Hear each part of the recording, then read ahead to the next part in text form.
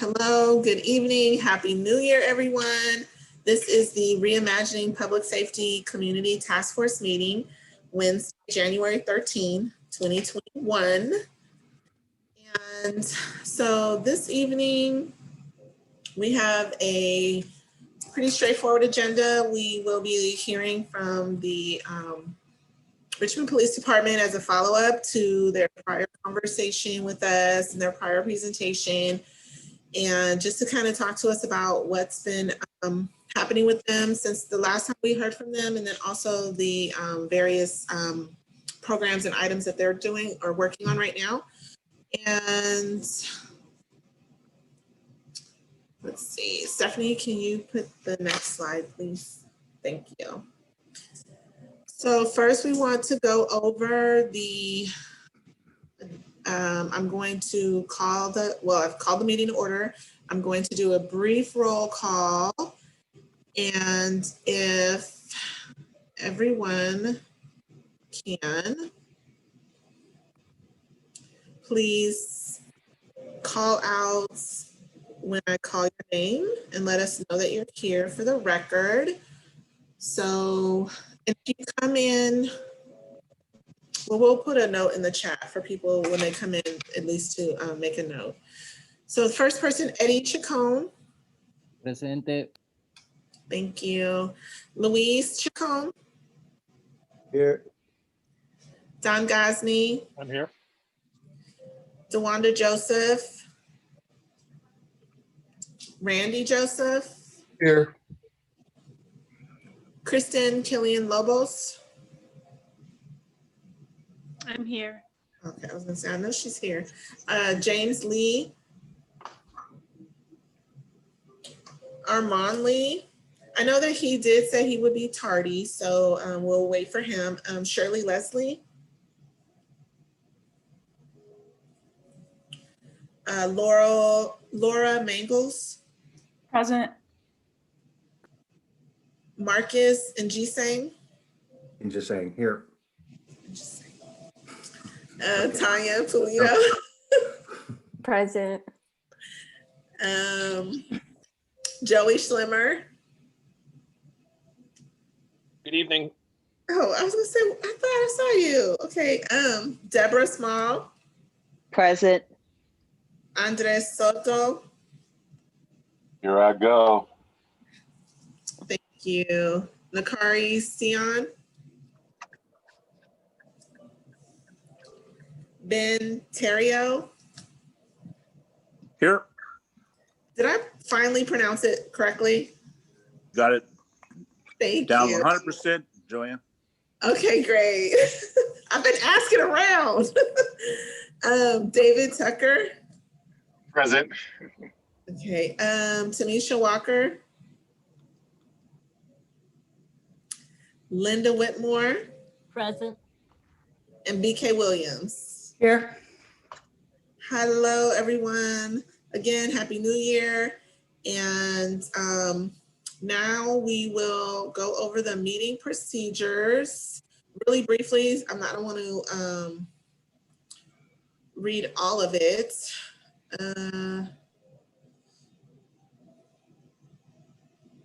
If I can find it. Oh, here we go.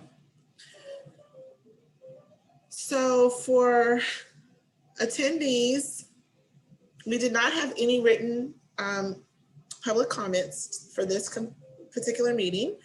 But if you would like to speak on a particular item or during public comments, and if you've tuned in via computer, tablet, or your mobile device, you can tune in. And if you want to comment by video conference, you need to click on the participants button at the bottom of your screen, select raise your hand, and we will be offering a 2-minute time period for participants to raise their hand. And as people are raising their hands, we will be calling on speakers, and each speaker has a 1-minute time for their comments. And if you are doing by telephone, it is the *9 for you to raise your hand feature. And there are any questions about how to make public comment, you should be able to, I believe, put that in the chat or just raise your hand and we can ask. Let's see. Johan, real quick. Yes, sir. Sure. Before we move into the public comments, I'm wondering, is there a way that we can make a motion to adopt Robert's Rule of Order? Well, the city doesn't use Robert's Rules of Order. They use Rosenberg's Rules of Order. And I can't adopt those rules of order. I've been in, because we don't have a chair. And as a facility, I'm not a member of the task force. So we're basically using just formal decorum, but also some sort of rules of order where we're, because we do have to have a quorum and we're making motions, but I can't, I can't do that. Got it. And yes, Shirley, thank you for letting us know that you're here. So we will add you to being present. And there's a question about Sam Vaughn. He is on the interdepartmental team. He is not a member of the actual task force. So actually what we need to do is I sent out, and as of right now, I'm going to request that we refrain from typing any comments or questions in the chat box, and that we only raise our hand if you have a question or a comment, and I will try to get to them as we are moving through the agenda. But then also, so that way we can make sure that we're capturing everything for the minutes, and that we stay on task with the agenda. So I believe that everyone has received the minutes, December 3rd, and also for the special meeting, December 9th, or I think the special meeting was the 3rd, either one. So are there any objections to approving the December 3rd minutes as they are? Please speak out loud if you have any objections. Joanne, this is Andres Soto. Mm-hmm. I had my hand up in the box. Oh, pardon me. I think Don Gosney does as well. Actually, you know what, Stephanie, can you take the slide off the screen for me? Thank you. Okay, now it'll be easier for me. Okay. Yeah, so I had a couple of points. One is that, yes, the city uses Rosenberg Rules of Order, and I'm not sure everybody on this task force has received a copy of Rosenberg's to understand the difference between Rosenberg's and Roberts' Rules of Order. And I think, you know, the request is probably rooted in trying to make this task force operate efficiently.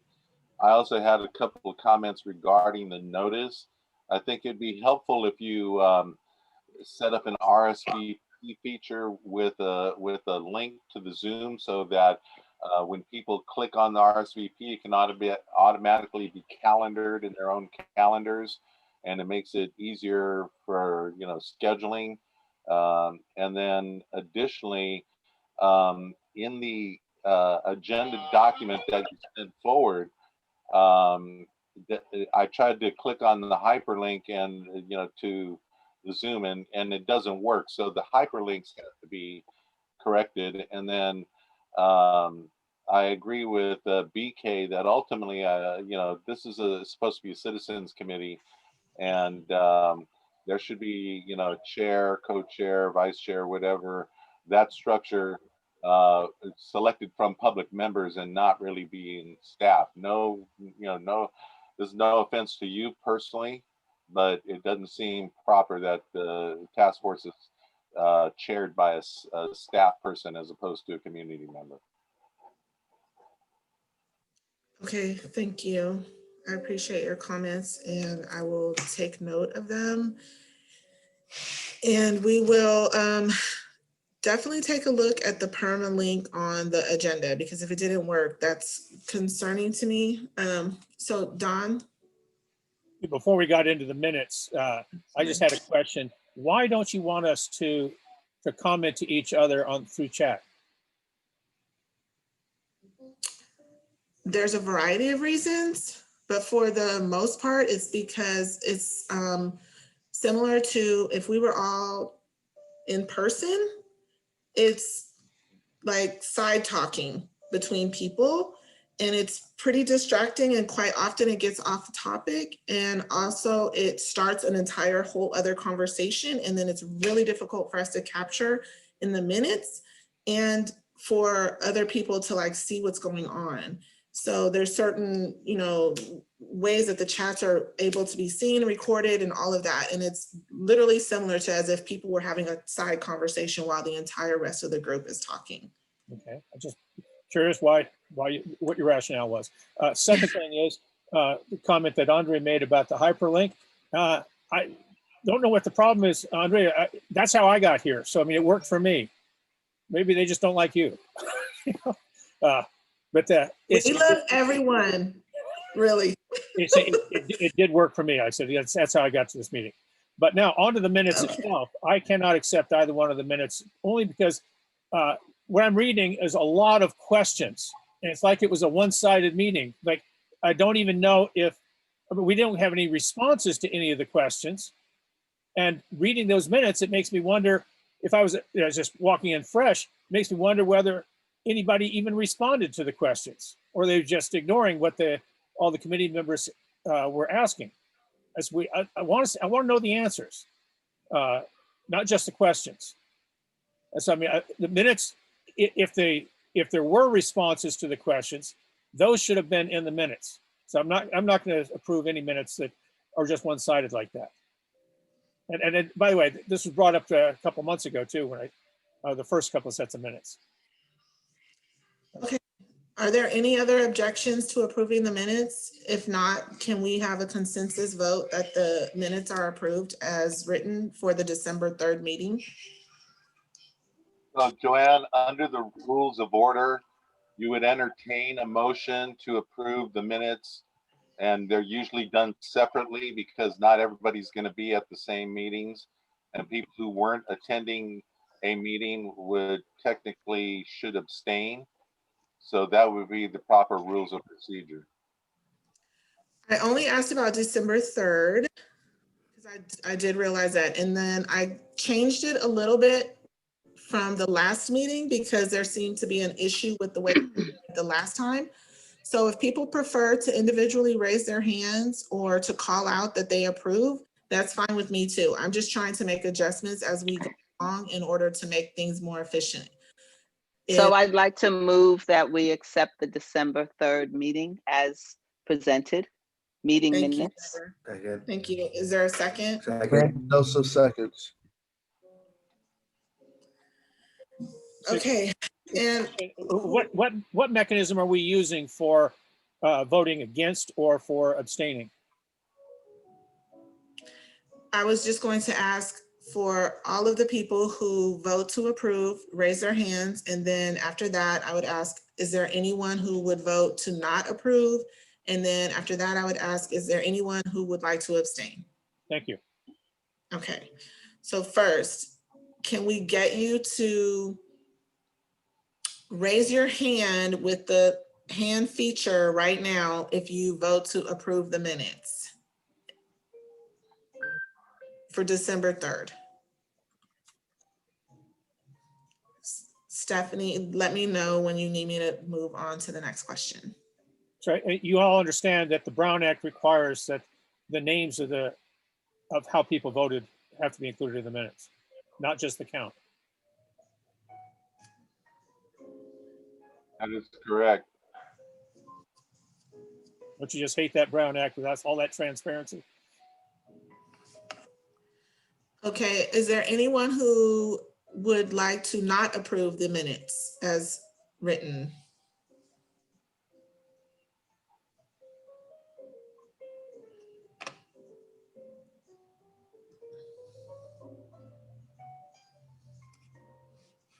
Deborah, your hand is still raised. Does that, okay. Okay. Is there anyone who would like to abstain from voting on the December 3rd minutes?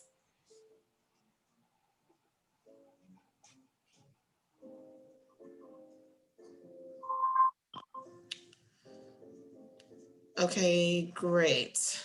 So is there a motion to approve the December 9th minutes as they're written? Randy Joseph make a motion to approve the December 9th minutes as written. Second.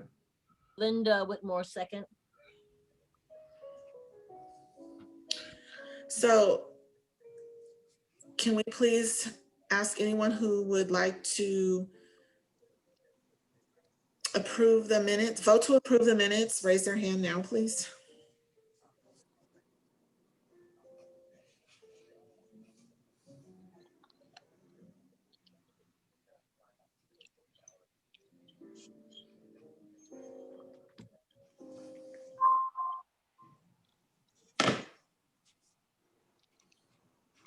Okay, is there anyone who would vote to not approve the minutes?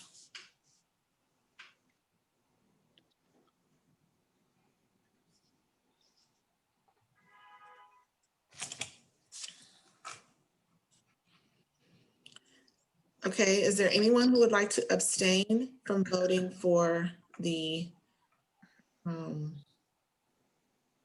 December 9th minutes?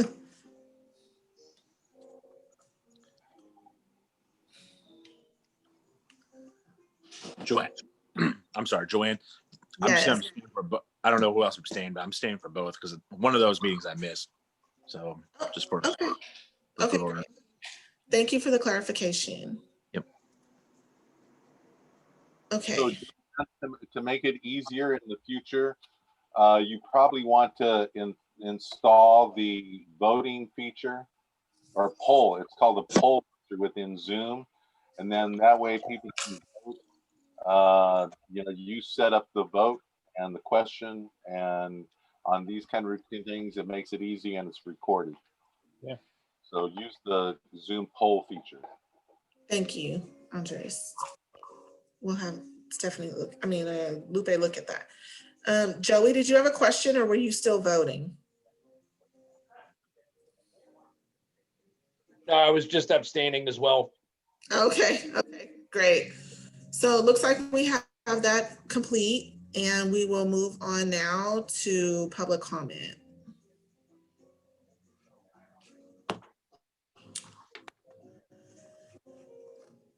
So at this time, we will begin the process for public comment. The public will have 2 minutes to raise their hand to speak. And as we start to get speakers, we will call on them and they will begin speaking and have a minute apiece. So Stephanie and Lupe, can you?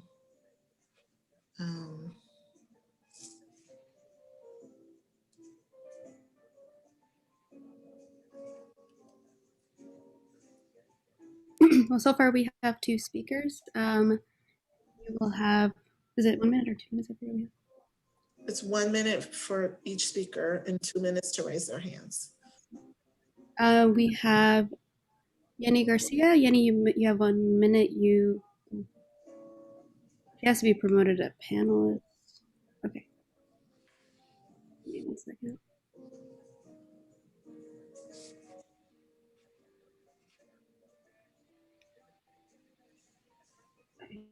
Yenny, you have 1 minute. You may go ahead and start. I'm just testing my audio. Can you guys hear me? Yes. Okay, great. Thank you. Yenny Garcia.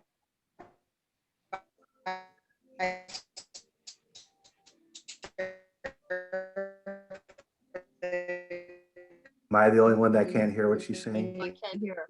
Yenny, working. We had last week on Wednesday. Okay. Just wanted to tell you all that this past Wednesday we passed, we didn't pass, but in this new 2021 year or 2021, we have the CPRC now has the ability to look at ABR footage from cases that we are investigating. I think this shows great effort, from RPD and our commission to that transparency that our community is looking for. I think it was important for a recent case that we were investigating for us, those commissioners that wanted to view that footage. And so I'm just happy to announce that we're able to do that now, and thank the RPD for working with us to make this happen. And that way we can better serve our community. Thank you. All right, next we have Jen Mignoni. Jen, you have 1 minute. You may go ahead and start. Good evening. I'm Jan Mignoni. I am the president of the North and East Neighborhood Council, and someone who has lived in Richmond pretty much all my life. I was born and raised here. I've been talking to a lot of my neighbors. I happen to live on a block where there's a fair amount of women, single women.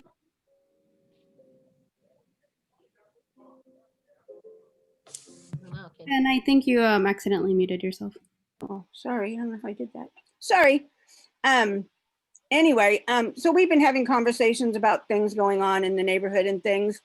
And with the police force at where they are now, at somewhere around 145 people, which is about 25% less than it has been in past years, we're not getting the service that we respect and we deserve. These people are, senior citizens in many cases, paying taxes, and want to know that when they need to see the police, they will see the police. So you really need to think about everyone who lives in Richmond. A large percentage are seniors and have been paying taxes for many, many years, and they'd like to see that their money is being spent well. Thank you. Thank you. All right, next we have Sarah Cantor. Sarah, you have 1 minute. You may go ahead and start. Hi, thanks so much for taking my comment. My name is Sarah Cantor, and I wanted to call to alert any of the task force members who weren't aware about the sweeps that are happening of the encampments of unhoused folks in Richmond. And I encourage this task force to look into those as part of the task of reimagining public safety.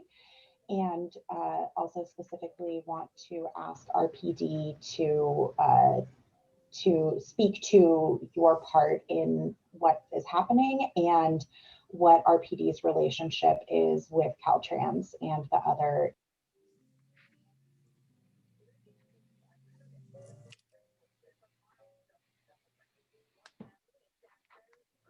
I'm not sure what happened there. All right. Next we have Ardo Ventila. Ardo, you have 1 minute. Oh, you have to promote as well. So give me 1 second. Ardo, you can go ahead and start. You have 1 minute.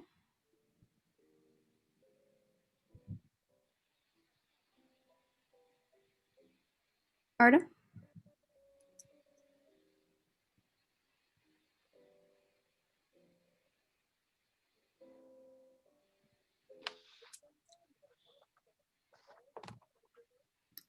Looks like he might have dropped off. But that was our last speaker, and if he comes on, we can probably circle back to him.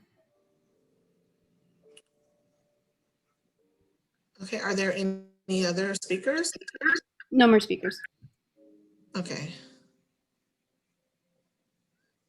Then we're going to go ahead and close public comment. And there will be another opportunity following the presentation for public comment. And we will follow the same procedures at that time.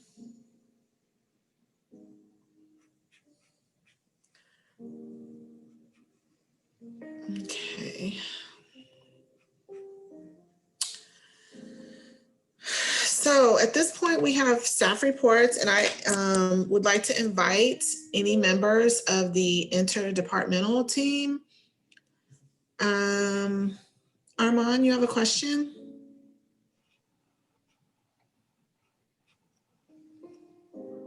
Joanne, I don't know who's got the music on in the background. It's lovely music, but can they mute themselves or turn that music off? I can. I had it on there. Oh, okay. I was trying to bring some collective peace and calmingness to this to this space. So, Armand, did you have a question? I saw your hand was up. No, it was only up because I wasn't promoted as a panel. Okay, I got you. Okay. So would any of the members of our interdepartmental team that are present this evening, would any of you like to speak or give a brief staff report?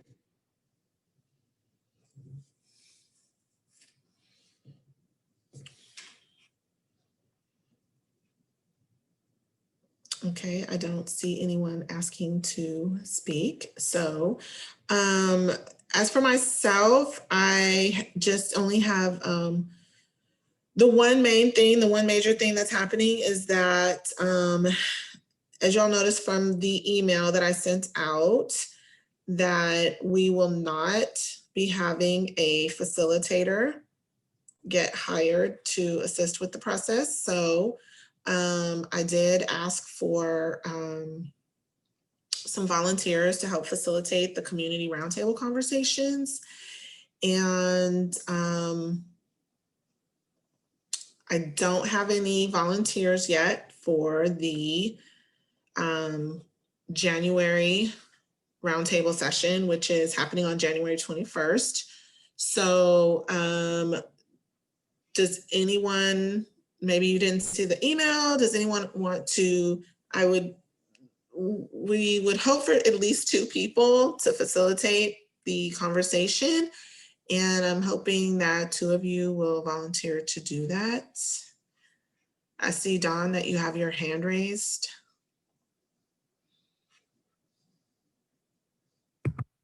You're muted, Don. Here I was trying to be nice and so nobody could accuse me of the music. So can you please tell us why the change of directions to not bring in an outside facilitator? Okay, there was a couple reasons. First, that I don't think that, okay, first we were going to be getting assistance from the planning department with their funding to pay for the facilitator. And the proposal went out and there were like over 300 people that I guess it got sent out to. And then the one company that did reply with a proposal, it wasn't clear about their intentions of utilizing the information that's extracted from this entire process and how that would be integrated into the general plan, which is the only way that we were going to get the funding through planning. And also that particular agency is already under retainer with the city manager's office doing an efficiency study. And it seemed that there was a huge conflict of interest. And so with very little time and really not any other funding source, we're leaving it up to the group. And frankly, based on the initial response from the group, it didn't sound like the tone was really accepting of having to have a facilitator in the first place. So I kind of felt like it was good news for everyone. Thank you for the response. I was just curious, and I agree with you. Okay, I don't agree either way. I'm just saying what happened. Deborah.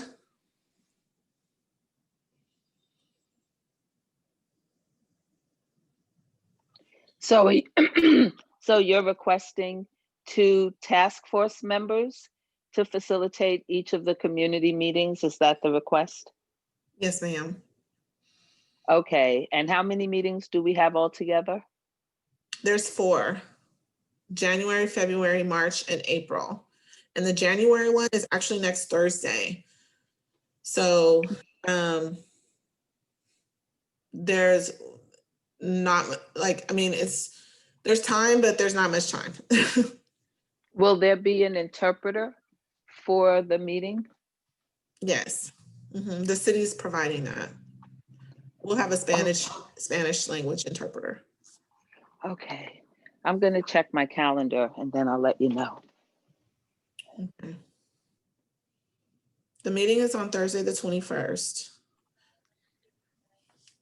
And I'll be sending out the flyer tomorrow for people to please invite and do some outreach, and in addition to, of course, attending. But I guess the next person to raise their hand is BK. Thanks. I just wanted to be clear that I was on that task force to work with a facilitator.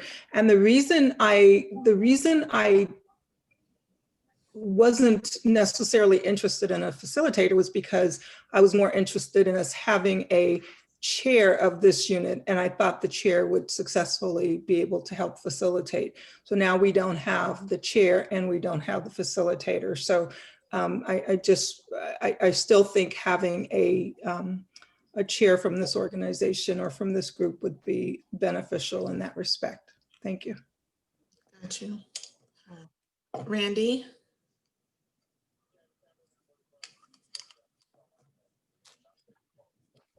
Yeah, my question is that the only one you need signups for is for the one on January 21st? No, I need January, February, and one person for March. I know I volunteered for April, but if you need Yeah, somebody you to do. volunteer for March, I can able to do that as well. Okay, well, I'll just add you to the list right now. Okay.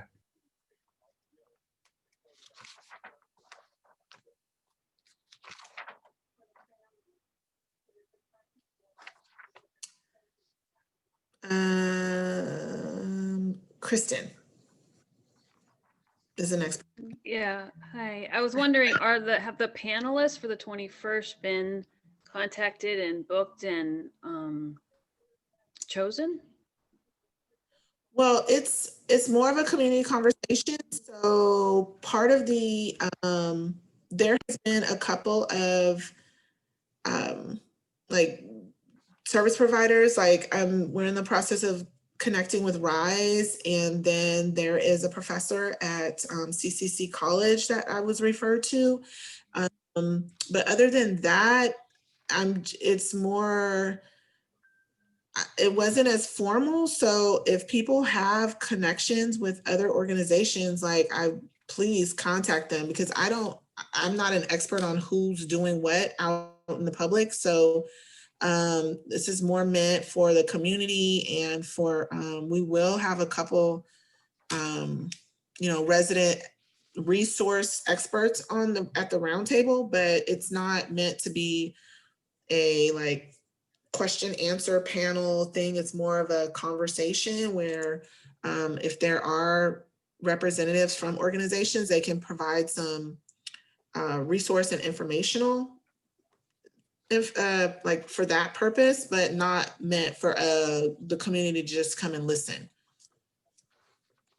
Does that make sense? Yeah, thank you. Okay. Okay, Linda is next. That's my question. I lowered my hand. Thank you. Oh, pardon me. Okay. This thing It's okay. is like, It's okay. And then Laura. Hi, thank you. I agree that it makes sense to have a member of this task force be the chair. And I just wanted to state that for the group. Got you. Deborah.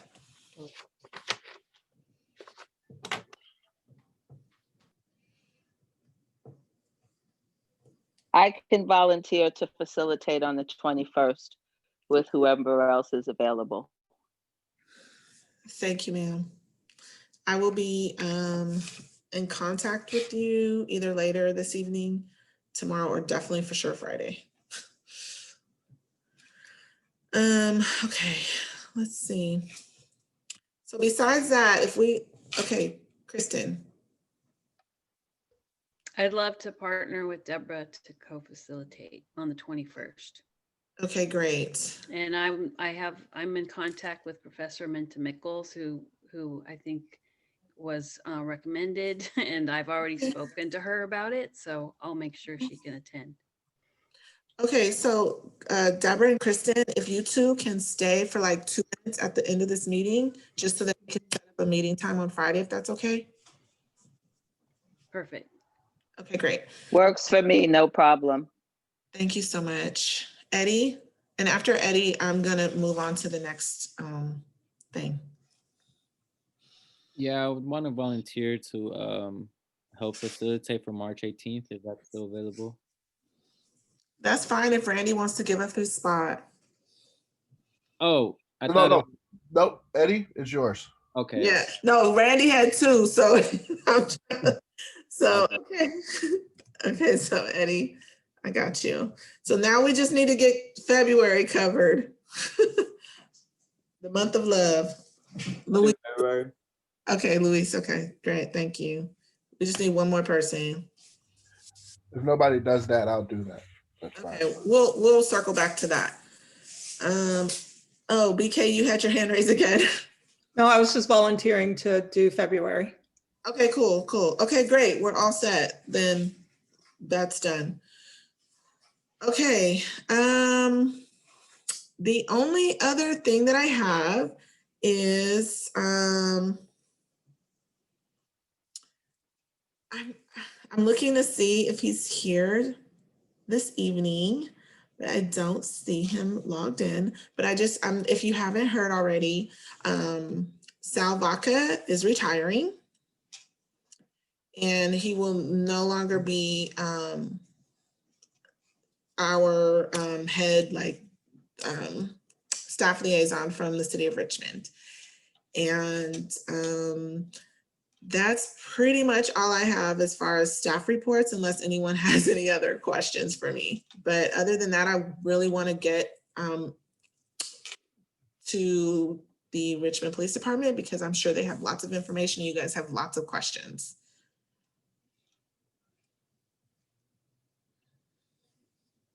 Great. So, Bisa, I'm handing it over to you.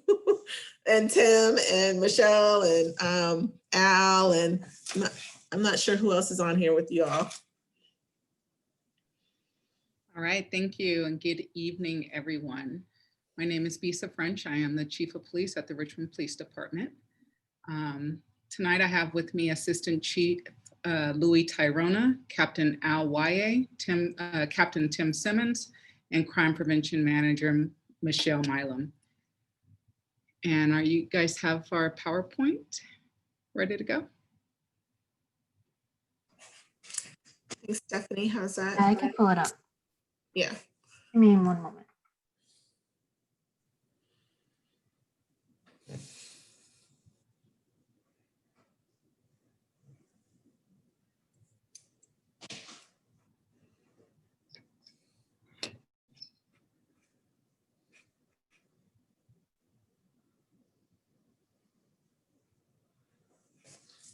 All right, you could go to the next slide, please. All right, so tonight we were asked to provide an update on the police department. And so we're going to give you an overview of from 2020. We'll talk about the department's operational and service changes. And lastly, we will talk about some of the reform efforts we've put into place since last summer. Next slide, please. 2020 at a glance. We received 195,602 calls for service into our communications center in 2020. Over 86,000 of those calls were 911 calls. Calls for service that the police department actually responded to were 82,600 calls. We recovered 380 guns. That's more than 1 gun a day. Reports taken, over 11,000 reports taken, 2,100 arrests made, collisions, almost 2,900 collisions we responded to and took reports for, and 355 DUIs. And I specifically wanted to talk about the the DUIs and collisions because traffic is a huge problem in our city. We receive tons of complaints about traffic issues. And just from these stats, it shows that we have an issue with driving in the city with the collisions and DUIs. More, almost one DUI a month, which is, those are the ones that we arrested. So imagine how many people are driving DUI that we don't even come in contact with here in the city. So that's a problem. We've actually, over the last couple years, have applied for and received a traffic grant to address traffic issues, traffic safety issues, including DUIs. So we've been doing some DUI checkpoints and seatbelt checks and those types of things just to try to impact the traffic issues that we have in our city. Next slide, please. So we had 22 homicides in 2020. That was up from 17 in 2019. This particular summer was extremely violent with a lot of shootings and homicides, and we'll talk about that in just one second. Robberies, 250, domestic violence calls, 529. That's actually down from the previous year. So we were happy to see a little bit of a decrease there in domestic violence calls, and 93 sexual assault reports last year. Next slide. And I talked about a little bit about the homicides that we saw, 22, so it was up from 2019. And so in response, we created a community violence reduction project, and I'll have Captain Tim Simmons talk about that project. Good evening, everybody. So yes, as the chief just mentioned, at the beginning of the summer, we started to experience a very sharp incline of our violent crime in the city. In fact, the first quarter of the year, we actually had 0 homicides all the way up until the summertime hit. So those 22 homicides have occurred in a much shorter time period than even looking at a 12-month, over a 12-month length. So the Community Violence Reduction Project was formed, and it was formed with the idea of deploying a strategy that would look different than what our police department specifically and other police departments in the general Bay Area have done in the past to address gun violence. And let me explain. So in years past, the response to this kind of uptick in violence oftentimes would include large amounts of police officers in uniform saturating specific neighborhoods where the gun violence is occurring. And yes, the byproduct of that sometimes is we do address the gun violence, and the individuals that are involved in it are taken off the street. But another byproduct of that, which is really negative, is a particular neighborhood becomes over policed and unfairly affected by police presence and stopped and all kinds of other negative interactions that kind of come out of that. So the chief was really specific this time around with laying guidelines down about needing to address the gun violence in a manner that looks completely different than what we've done in the past. So out of her direction came the Community Violence Reduction Project, which was our effort to utilize intelligence and relationships that we built, both relationships on the streets, relationships with businesses, relationships with other law enforcement agencies, to utilize intelligence to identify individuals who we believed were specifically engaging in gun violence and terrorizing specific portions of our community. And then we focused our efforts almost in a surgical format to address those individuals and remove them from the community without there being an over effect with the other residents that live there. In many cases, folks didn't even know we were there. They didn't even know what was going on. The individual was abstracted, and we concluded our investigation with there being little to no impact on the community at all. Another aspect of this project, there was the chief reassigned a couple of patrol officers to the investigations unit that was responsible for this, so that we had a little bit larger of a team to be able to work with. As a result of our efforts, you can see some of the stats right there in the PowerPoint. There were 18 firearms, illegal firearms recovered. 4 of those were assault rifles. 24 individuals were identified as being involved in this spike of violence, to include some of them were homicide suspects. They were all arrested, taken off the streets, and some of those investigations are continuing now. Another dynamic of this effort was focused on the detectives and the officers involved, all the way up to myself as being responsible for the project. There was a mandate to really engage with portions of the community that we have not yet engaged with, or that we haven't engaged in a while. And so we revisited a lot of old relationships, started a lot of new ones, and that really became the avenue by which we leveraged intelligence to figure out who's involved in this gun violence and really work to be able to address it. The project began shortly after June, and it went for almost 90 days before we reassigned folks back to patrol and kind of wrapped it up. It was a successful effort, and it's proven to be a model of addressing violent crime moving forward, which is how we plan on doing that moving forward, in that same manner of using intelligence, identifying specific individuals, and being very specific and surgical with our efforts. So yes, Chief, I'll hand it back to you. All right, next slide, please. And before I move on from those homicides, one of the things that was identified, and it's actually DeWanda helped us identify this, was that we weren't having a response of our chaplains and other people within the community that can help serve the families of victims of homicides. And so we put together a program where our chaplains are going to be responding and servicing the families of victims of violent crime, not just homicides, but also shootings. All right, so here's additional crime stats from 2020 at that over 1,000 stolen vehicles within our city, 787 burglaries, and that's commercial burglaries, residential burglaries, and auto burglaries. And auto burglaries, we have 422 in 2020, and that was half of what we had in 2019. 2019, the number were in the 800s in terms of auto burglaries, and we attributed that to most likely COVID. People aren't out as much at shopping malls where we typically experience a lot of vehicle break-ins. 52 arsons and over 1,300 thefts. Next slide, please. So that was kind of a highlight of 2020. Next, I'm going to move into some of the operational changes we've made in 2021.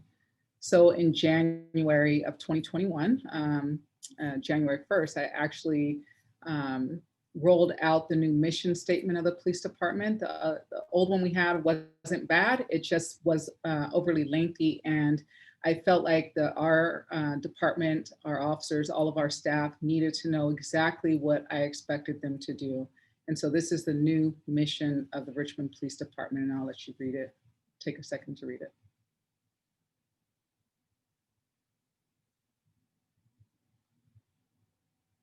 No, go back, please. Okay.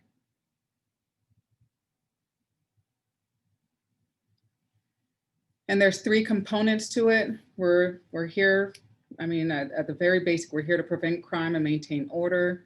We want to we work in partnership with our diverse community to help solve neighborhood problems and address root causes of crime and improve quality of life, and then how we strive to perform in a manner that promotes public trust, confidence, and safety and security. Next slide, please.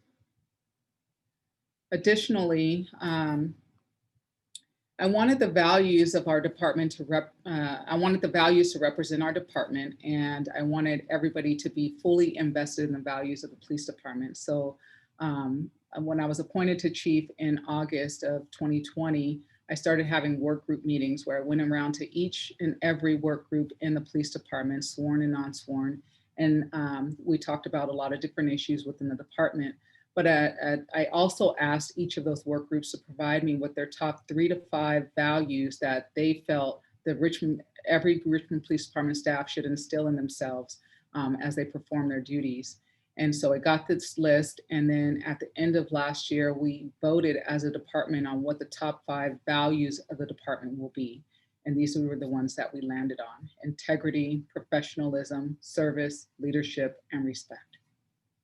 Next slide, please.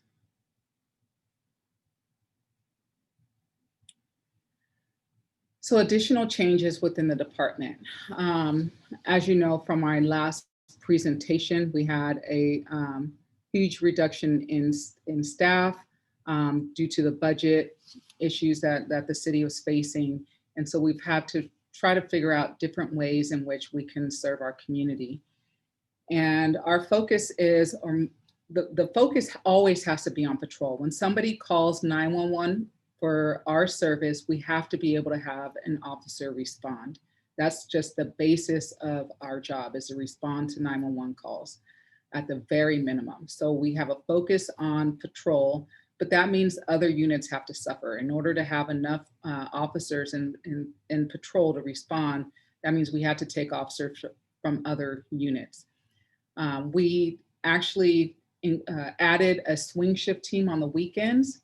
So last year in 2020, we only had 2 teams on the weekends. They both worked 12.5-hour shifts. There was no overlap between them. And so that made it very difficult for officers to complete reports on time. The fatigue was setting in, and we realized that we needed a relief shift. We needed a swing shift to be able to help supplement the officers that worked on the weekends. We reallocated some of our investigation staff. We completely eliminated our special investigations section, and some of those detectives are now doing intelligence with our homicide unit. And then we also streamlined the chain of command for better accountability purposes. Next slide, please. So also with the reduction in staff, that means that we just can't continue to provide the level of service that we had over the years with the amount of staffing that we used to have compared to what we have now. And so these are some of the changes that we made this January in our service delivery. I'll start with the noise complaints. And there's 3 different components of noise complaints. There's noise complaints like music or loud parties and stuff like that from residences. And those we are continuing to handle in the way that we did previously by using the Richmond Municipal Code section. Officer will respond if they verify that the noise is there, then they'll give a warning to the people that are creating the noise or nuisance. And if we have to respond there again within 90 days, then we're able to issue a citation for a violation of the city's noise complaint. Noises from businesses are no longer going to be handled from the police department. They're going to be handled by code enforcement. And so we're turning over the noise complaints for businesses to code enforcement. We receive a lot of barking dog complaints. We also contract with county animal control for their services to include loud dog, vicious dogs, or a myriad of services. But one of the things that is that we expect animal control to handle is barking dog complaints. We don't think that the police department should be responding to homes in the middle of the night or whenever the dog is barking to try to issue a citation. That's a function that we're paying for code animal control. And so we're allowing animal control to take over handling those calls. So now we're referring folks to the animal control website where they can make a noise complaint. Animal control will respond and investigate the complaint and issue the citations that they issue. So we're no longer responding to those calls. Civil standbys, I'm going to have Chief Tyrona discuss. Sure. Good evening, everybody on the task force. Thank you for having us. As you may or may not know, we do receive a lot of calls that focus on civil standbys or civil related issues where perhaps somebody is wanting to obtain some property from a residence, and in order to preclude any kind of problems, they call for the police, or there are questions about legalities of tenancy, things like that. That takes a lot of time, and it also places officers in quite a predicament where we aren't lawyers, we can't provide legal advice, and many times those types of calls can become heated. So we just modified our policy regarding civil standbys to primarily focus on only conducting them during regular business hours. Like the idea of somebody wanting to get some property at a house, absent some kind of emergency at 2 o'clock in the morning, just doesn't make a lot of sense. And so focusing or allowing the civil standbys to occur during business hours. And then also giving our supervisors and managers much more greater scrutiny when it comes to these types of calls for service. We want to minimize the amount of time that an officer has to spend at these calls. So in general, they're going to be less than 30 minutes. We want to maintain the peace because that is one of our responsibilities. However, in many cases, the police are used in ways that just aren't very efficient, and sometimes we're used as almost a retaliatory tactic by some members. So we're just trying to make sure that these kind of calls are scrutinized heavily and looked at as whether they're really necessary of a police response. Thank you. Online reporting. This is a big one, and this is one that I've, as a city resident, have struggled with for a long time, but came to the realization not only because of our staffing, but also because of COVID, that it's just something that we needed to go to, and that's online reporting. So if you're victimized in a way that includes vehicle burglaries, with all of these are crimes that in which you have no suspect information. So if your car is broken into and you don't have any suspect information, there's no leads to follow, we're asking you to go online to fill out a report. Vandalisms, trespassing, thefts, lost property, identity theft, hit and run, harassing or annoying phone calls, or custody order violations. All of these, if you have no suspect information, then we're asking you to go online to report these calls. And we understand that there is probably a segment of our community that's not able to go online. And in those cases, we're setting up appointments for a cadet to respond to take those reports. So police officers are no longer responding to those particular calls. And I struggle with this because most people in our communities aren't victimized. And so when they are, and if I was, I would want a police officer to respond. But again, due to COVID and trying to limit the amount of contact that we have with people to keep not only the officers safe, but the people we come in contact safe, I realized that this was just a model that was best for everyone. Next slide. Oh, not next slide, not yet. Document retrieval. This is something that we're doing to try to really just streamline our processes. So normally if you need to come and get a police report, you have to come down to the police department, you pay your fee, then we make a copy and give you the copy of the police report. Now we're going to an online system where you can request it, you pay the fee still, and then we can give it to you electronically. And this is to save us time, to save people time from having to come down to the police department, and just make it an easier process for everyone. And then the discretionary calls. And I put this on here because these are the calls that, you know, come into our dispatch center, and we want to be able to give our supervisors and managers a little bit more of discretion on whether the police department is going to respond or not, whether we're going to send a police officer or not. I guess to give you an example, this would be a lot of times we get calls, and I'll give you one example. My child is in bed and they won't get up to go to school. It's not necessarily a crime. Yes, it's juvenile delinquency. Yes, they should be in school, but we don't think that's something that the police department necessarily should be responding to. And so those are the types of calls that, you know, I expect a supervisor to intervene and say, no, we're not going to send an officer. I'll call the parent and discuss other options. We'll provide other resources, but we're not going to send a police officer to try to get a young person out of bed to go to school. That we're just not going to respond to those types of calls anymore. And similar things like that. We get all kinds of calls that aren't necessarily calls that police officers should be responding to. And we hear what our community is saying in terms of, yes, you guys shouldn't be going to calls like that. And we don't want to get into a situation where we do respond to something like that, and then there's a use of force issue, and we really shouldn't have been there in the first place. Next slide, please.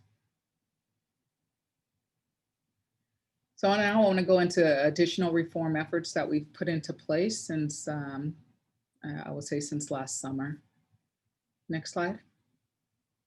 I'm going to start with the mental health calls. And I know there's a lot of talk about how mental health calls should be handled. And I really agree that, yeah, police officers aren't necessarily the best people to respond to these calls, but we've had some challenging issues with that, even since the conversation has started about just mental health responding. And ideally, we would like to partner with mental health, but there seems to be a capacity issue with the county. I don't think they have enough clinicians to be able to assign clinicians to different departments at this point. We still have our mental health officer, mental health evaluation officer in our team that responds, but even there we've seen challenges. We currently do not have a clinician because we lost our last clinician. They either quit or went somewhere else. I'm not sure what happened. They're hired by county mental health and then assigned to us. And so we're waiting for a new clinician to be hired. And so this is a issue that we've seen, a problem that we've seen since we've started this program over the last few years, is that we just haven't had a consistent mental health officer to partner with us. We have seen more response from the mobile crisis team, and we're happy to see that. But however, we're finding out that even when that team responds here in the city, they continue to call us to respond with them to calls. And that's fine. We're willing, and we like the fact that they're there and they can try to de-escalate or handle the situation. And we're just there kind of in the background in case they need us. But they're not responding to these calls without the police. They are calling for us to respond with them. Next slide, please. I know there was a comment earlier about the homelessness issues and clearing encampments. We have not been involved with clearing any encampments, but I'm going to have Michelle Milam talk a little bit about what we are doing with the homelessness issues. Thank you so much. I appreciate that, Chief. So my name is Michelle Milam. I'm Crime Prevention Manager here at the Richmond Police Department. And I'm going to talk a little bit about homeless issues. In my previous presentation, I talked quite a bit about it. So I'm just going to kind of give you an overview. And then if you guys have questions later on, I know that there's going to be an entire presentation dedicated to homelessness. I'd be happy to talk about it. Why am I talking about homelessness? As a crime prevention manager, part of our role has been to work with the city's homeless task force, which was a task force that was founded by then and now Council Member McLaughlin in 2017 and some community members. And so we meet monthly to make recommendations to the City Council about homelessness and the needs and try to work on various projects that help with homelessness. So just before I get into the role of the core outreach team and some of the other partnerships that we have with homelessness, I wanted to address, I believe it's Sarah's question about Caltrans. So when you look at homelessness, in terms of encampments and how encampments are dealt with and how we're dealing with it through COVID, it really depends on where the property is a person is on. If they're on private property, are they on county property, are they state property or city property? The direction that has been taken by many government agencies is unless you can show, kind of health and safety issues where, go into an encampment and there's, urine and feces and fire hazards, and it's really a danger for people to be there without services, which is always a catch-22 because, during COVID, we want to keep people together, especially that's what we were told by the county in the beginning, is that you don't want to separate encampments in the event that there is a COVID outbreak and people don't have a place to go and you can't do contact tracing. But on the other hand, if you have something that escalates to a level like where we had fires at our Booker T. Anderson Center and we have things that go on and it's not mitigated, then you have a community safety risk as well. And then you could try a third option, which is trying to manage it, but that also requires resources. So it's never an easy thing, but I do want to just say that Caltrans has their own process in terms of how they do that. You know, I've been in touch with some of the folks who had some concerns about that. So I'm happy to follow up with anyone who would like to talk about that. I want to talk very briefly about some of the partnerships that we do have. So, you know, homelessness is not, and being unsheltered is not a crime. So there are crimes that can happen, that can be committed by people who happen to be unsheltered. But, you know, just the, you know, sleeping somewhere and, you know, and doing what you're doing to try to survive is not a crime and shouldn't really be criminalized. We've come to realize that really the better thing to do first is not to have a police response first. The first response really should be from someone who can come in and assess the situation, find out what's going on and offer services. So we have a partner with Contra Costa County Core Team, which is the county's coordinated outreach and engagement team. And those are homeless specialists that kind of come in and find out what's going on with the person. Do they need a certain amount of resources? You know, do they have mental health issues?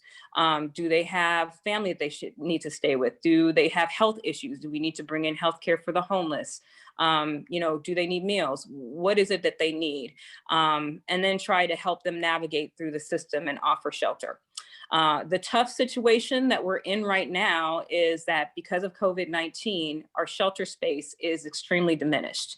I don't know if you guys know, but Brookside right now is congregate living shelter. And so they closed Brookside. That's one of the first things that the county had to do because the spread of the virus is more easily to happen there than somewhere like the Marriott, where we house people under the state's Project Room Key, where you don't have four walls and, you know, people can self-isolate.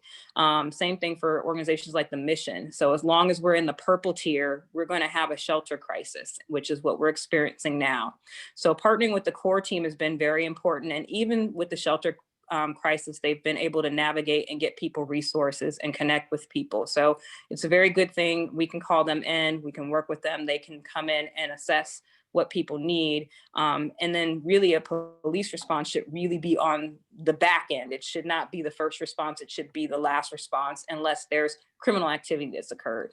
The other partnering is we partner with a lot of community-based organizations, safe, organized spaces for Richmond. I know that a lot of you all have seen the good work that they do with their streets team, helping to remove blight and trash from some of the areas where there is encampments where, you know, we can't really move folks because we don't have necessarily a place for them to go. And we're trying to be able to allow people to shelter in place, but we have some public health and safety issues. So they partner with our abatement team to come and help, you know, clear out some of the trash. And then we are able to take that and be able to dispose of those items. And we were able to use some of our HEAP funds to be able to provide them with some funding. And then finally, our safe parking program, which I talked about last time. So safe parking was actually an idea that really came from the community, and the community was saying that we have a lot of folks who are in their vehicles who need a safe place to park their vehicles. And so there's different ways that this can be done in communities. Oakland is currently doing safe parking, and other communities are. So we began this before COVID, but we really began a long process with the planning department, with community groups, with the homeless task force to take a look at different safe parking program models. And just so you know what a safe parking program is it's not an encampment, it's in a managed community with intake services, sanitation, wraparound services, garbage disposal, places where people can park safely, kind of get assessed, get them back on their feet, get them stabilized, and hopefully get them in a place where they can, you know, be able to have access to navigate better housing. It's not a homeless encampment. It's not an area that's blighted without supervision. It usually has some kind of, you know, safety patrol or security. It's not a blighted or unsafe place. But it is something that the city of Richmond has made a commitment to try to do. We've looked at over 40 sites over the city, And we're trying to narrow it down really to the top couple of sites and have some direction from City Council so that we can move forward. The county has actually invested some dollars and resources in this. So we have just enough pilot funding to last for safe parking for a year. And the project would be able to serve up to 30 different spaces. That's not 30 people because it could be, 2 people per household that's admitted in the safe parking program. So that is something that we're currently working on. It's supposed to go to City Council on the 26th of this month. So if you want to look out for it, for those of you who are tuning in and, those of you who are already on the homeless task force that I know are on this call, that's an opportunity for you to weigh in on that with City Council as they take a look at the location. The location has been the most difficult thing to establish with this process, but it's something that we feel is very important to do. So I have a lot of other information about statistics and, homelessness in Richmond, if you all have questions about that later. Thank you. Next slide, please.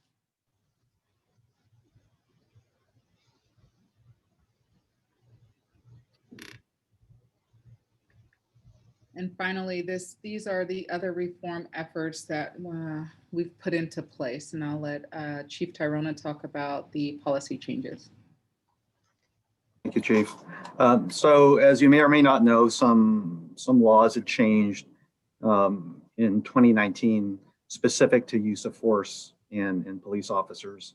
AB 392 focused primarily on the use of deadly force by police officers and really giving much more clarity about when deadly force can be used. And then Senate Bill 230 established greater guidelines when it comes to what needs to be included in the policies regarding uses of force, all uses of force. These include things like making it a requirement for an officer to report what they believe is an excessive or unnecessary use of force, to utilize de-escalation techniques and other alternatives to force when feasible, those types of changes to policies. We work very diligently to adopt and change our policy to reflect the changes in the laws, work very closely with the POA and work very closely with our trainers to ensure that we were not just in compliance, but we were actually trying to fulfill the spirit of the law. One thing to note is many of these things that are mandated now by law were things that we were doing as early as 2006, that de-escalation techniques, that force on force scenario-based training really did begin in Richmond PD, like I said, as early as 2006. The integration of force training, that's something that's still fairly rare in law enforcement, where different silos who train different levels or tools when it comes to the use of force are much more integrated. So our use of force, defensive tactics instructors, and other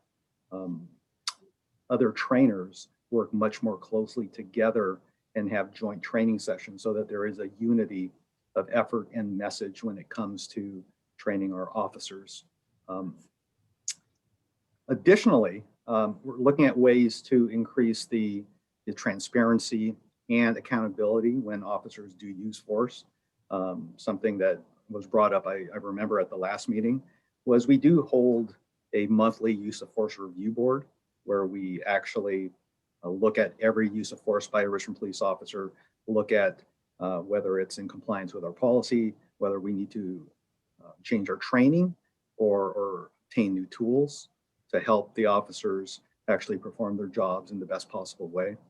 On top of that, we are looking to contract, actually it's in the process right now, with a firm out of Washington State known as Strategic Solutions, who help mine the data that's already in our use of force reports to help us to identify patterns and trends, evaluate the policies and training programs that we currently have.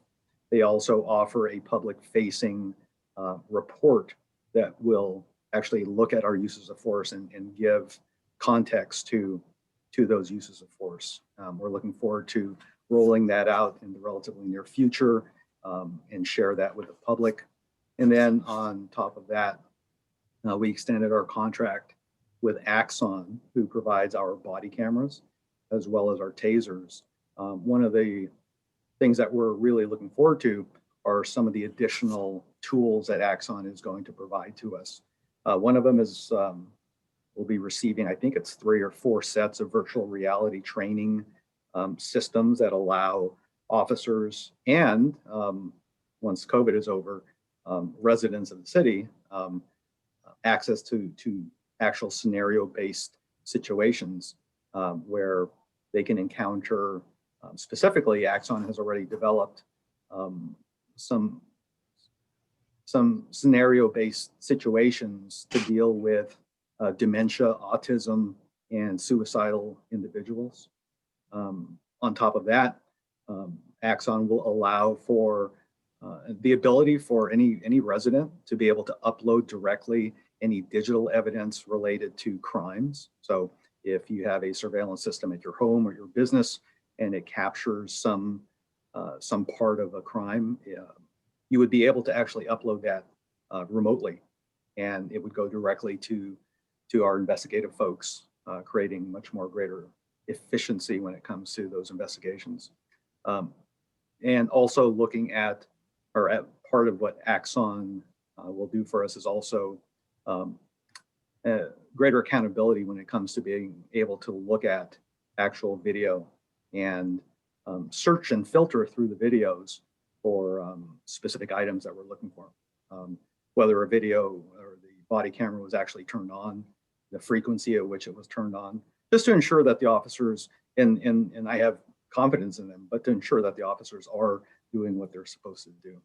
So we're looking at continuing to increase our already robust training programs and just constantly look for ways to make them better. Thank you. Captain Wanye. Hello. So another project that we embarked on is called the Center for Policing Equity. Center for Policing Equity is a nonprofit organization. What it does is collects data surrounding police interactions with the public to diagnose for disparities in policing. For the last 3 years, we've been providing the CP with historical data on crime offenses calls for service, arrests, vehicle pedestrian stops, uses of force, citizen complaints, and also all our policies and procedures.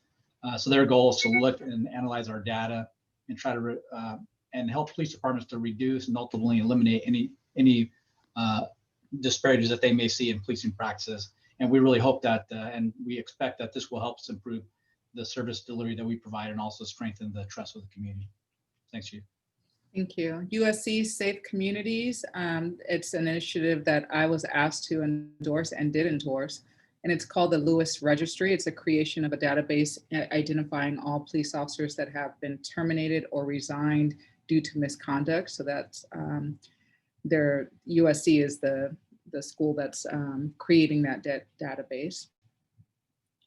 And then cultural competency training, Michelle, my own. Yes, one of the things that Chief French initially talked about as soon as she was able to come on board as chief is really having more cultural and historical competency for onboarding officers.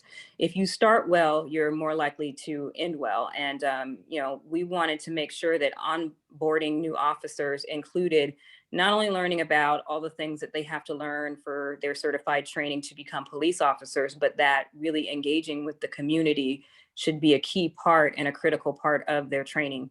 And so to that end, we have created a beginning of a training module that will include a couple of different pieces.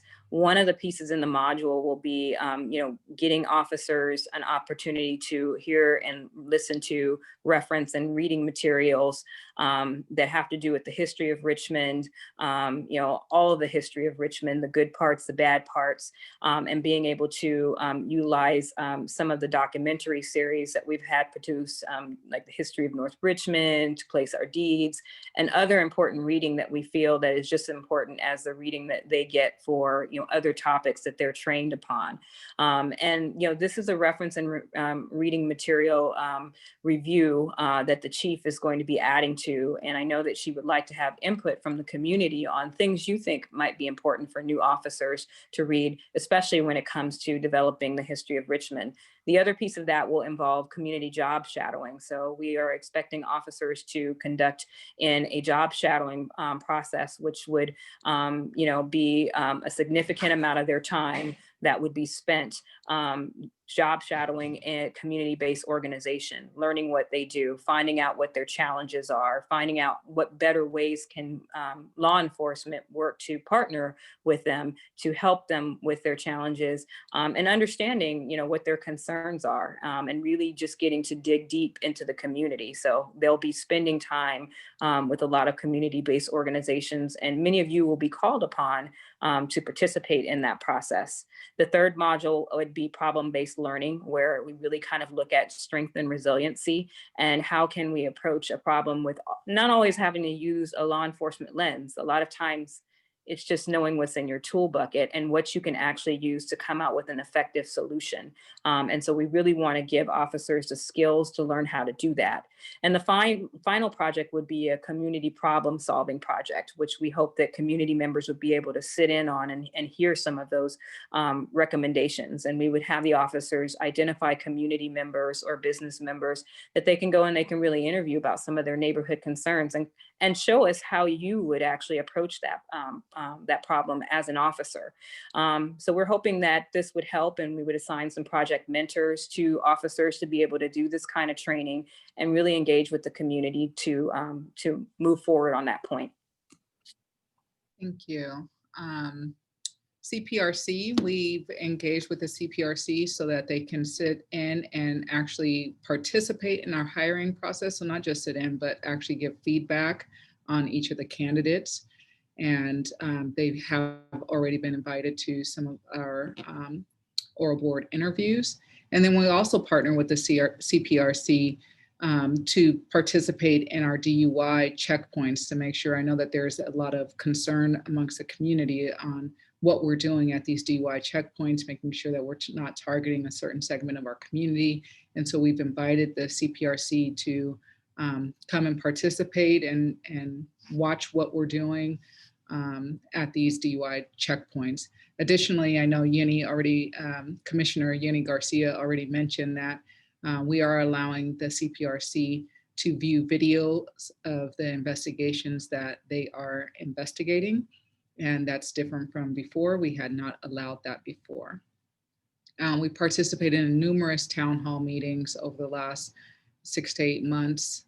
I am still creating a Chiefs Advisory Board. A panel of people will be selected to be my advisory board, and they can they'll give input on policy and other things that are going on within the police department. And this is, I would have liked to have this started already, but with COVID, it's proven to be a little bit difficult, but that is something that will start this year. And then the last thing is just thinking outside the box, and we're continuing to try to figure out how to do things differently. We're hoping that, we'll get some really good recommendations from you all on how we can do things differently, how we can better partner with our community. And one of the things that we just did recently was there was an issue that we had where we were getting a lot of complaints. There was a lot of social media discussion around young people, kids riding their bikes up and down 23rd Street, playing chicken with the cars, and really creating a nuisance. And of course, people are calling us saying, what is Richmond PD going to do about this? You guys need to go get out there and get these kids and get them to stop. And we decided we want to slow down and think of more of a comprehensive way to deal with this issue. One, we don't want to be chasing kids up and down 23rd Street. So one of the things we did was during a brainstorming session, I can't remember who thought of it, but somebody said, why don't we try to partner with Rich City Rides and see if they can come out with us and contact these young people. And we recently had a meeting with them, and we're seeing about ways that we can support them in their efforts, and they might be able to support us in some of these issues that we're dealing with young people. And it's tough. There's with COVID going on, there's no school and people are getting restless. And so one of the other things that we're doing is creating a list of different resources for young people. And there's still opportunities for them to get out of the house and do different things. We have Dirt World, which I know a lot of people aren't aware of, but that's a place where kids can go ride their bikes. There's several dirt tracks that they can ride on. And just putting together more. I know RISE is still providing services, even though they're online. I just don't think that all the young people in our community are aware of all the opportunities that they have to engage with one another. So we're going to be putting together a resource list for that. And next slide. That is our presentation. We'll take any questions. Thank you so much to you, Bisa, and all of your wonderful folks that you've brought along with you. And we really appreciate all your presence in all of our meetings. And we do have some folks that have their hands raised. So I'm going to start calling on people, and I'll just kind of let you guys go along. First is Dawn. Thank you. That was a great presentation. Unfortunately, as long as it was, it provided plenty of opportunities to write down these questions. So please bear with me. I've limited it to only 5 this time around. But, and unfortunately, most of them were from the beginning. So you can tax your memory to try to remember. When you put down the operational mission, you talked about preventing crimes, which I fully applaud.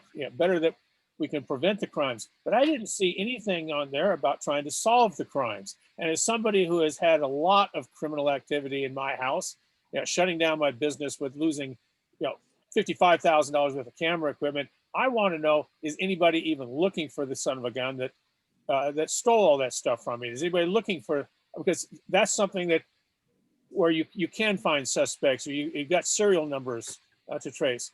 But don't you think that might be something to put in a mission statement like that, so that the people would think that you're going to do actual follow up on the crime? Well, actually, it depends on what kind of crime there is. Due to our staffing right now, we're not following up on every crime. And I'm just being 100% honest with you. We don't have the staffing or capacity to follow up on every report that is made.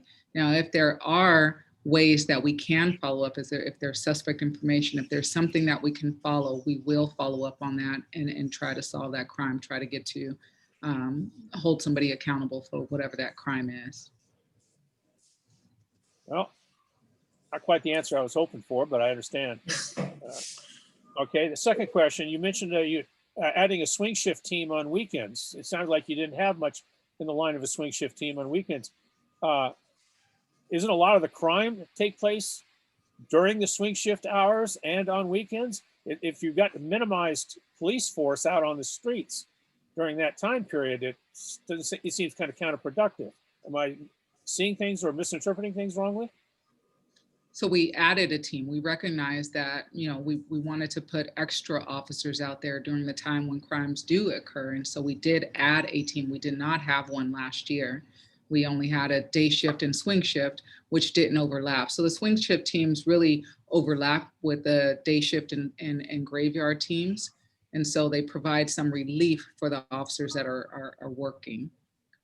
Oh, okay. I mean, this is the first you've mentioned the graveyard part. It made it sound like when the sun went down, it's open season on whatever kind of crime because the police went home. So thank you on that.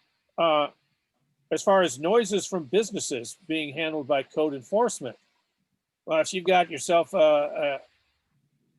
some kind of a nightclub, for instance, at nighttime on the weekend, and you've got excessive noise coming from there, you're going to wait for code enforcement to come back on Monday morning?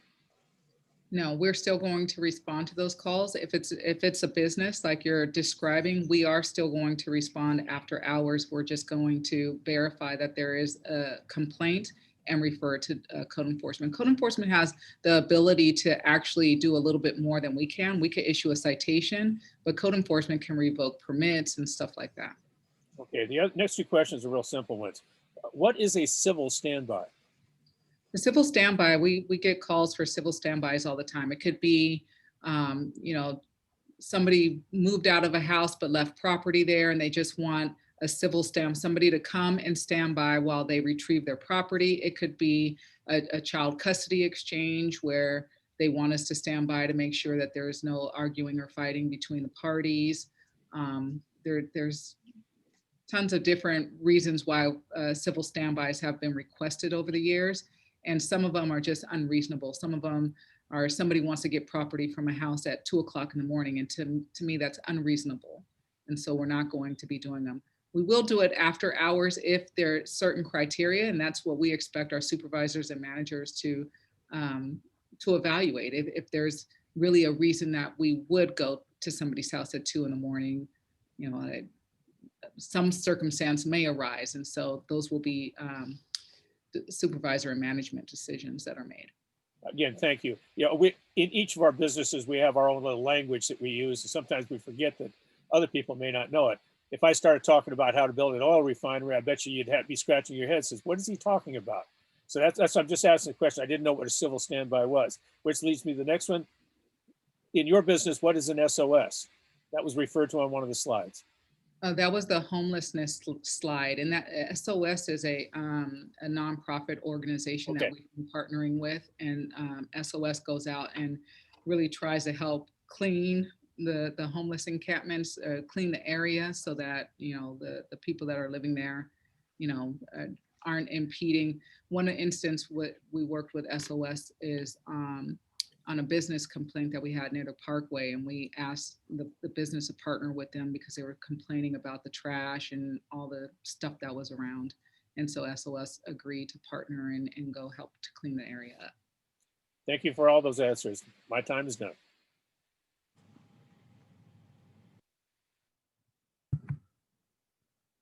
Joanne, you're on mute. Oh, sorry.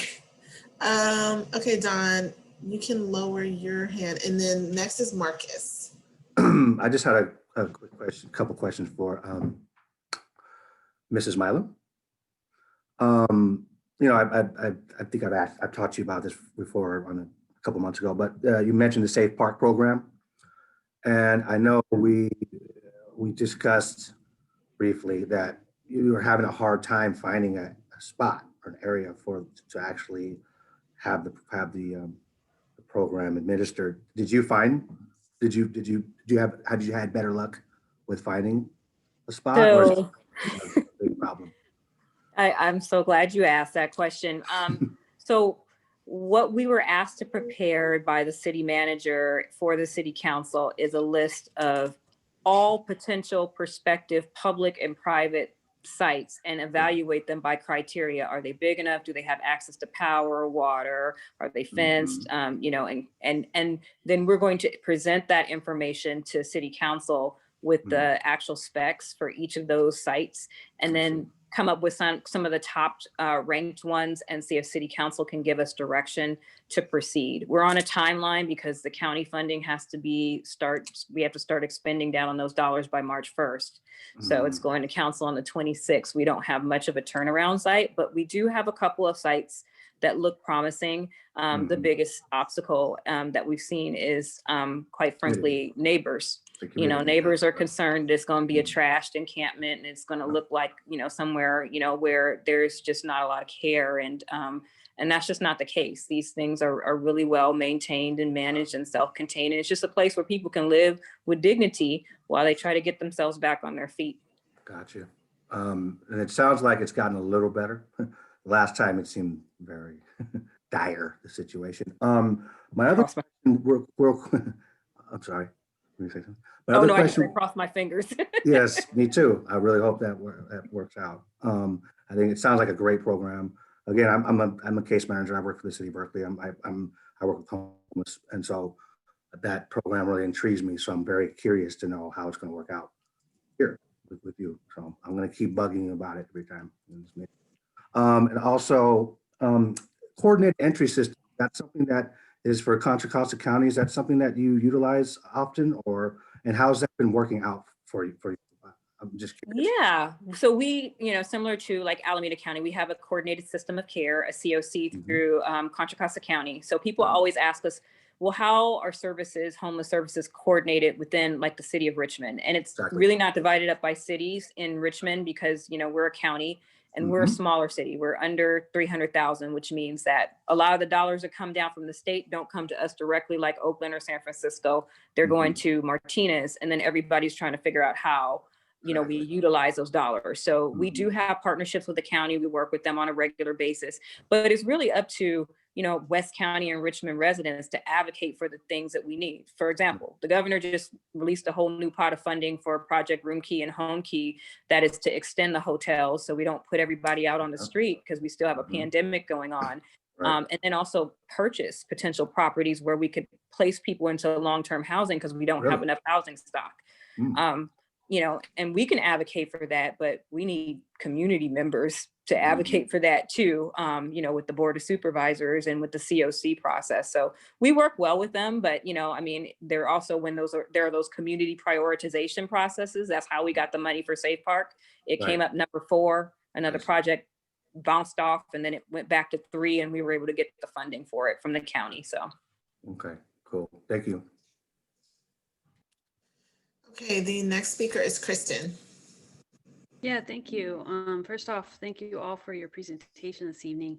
My question is, Chief French, since you became our permanent police chief and you implemented these changes and reforms, and this could be a question for you and anyone else on the Zoom who works for the Richmond Police Department.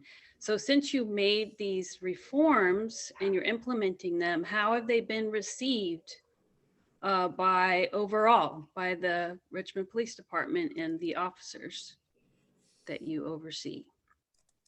I think they've been well received, actually. I've included everybody in the process and received input, not just from the community, but from internally from our staff, because I want to do something that's going to work and be effective here in our city. And so I've had the buy-in of our community, and I know that Officer Terrio, who's the president of the Police Officers Association, is on here, and so he might want to speak up as to how the Police Officers Association feels about the changes.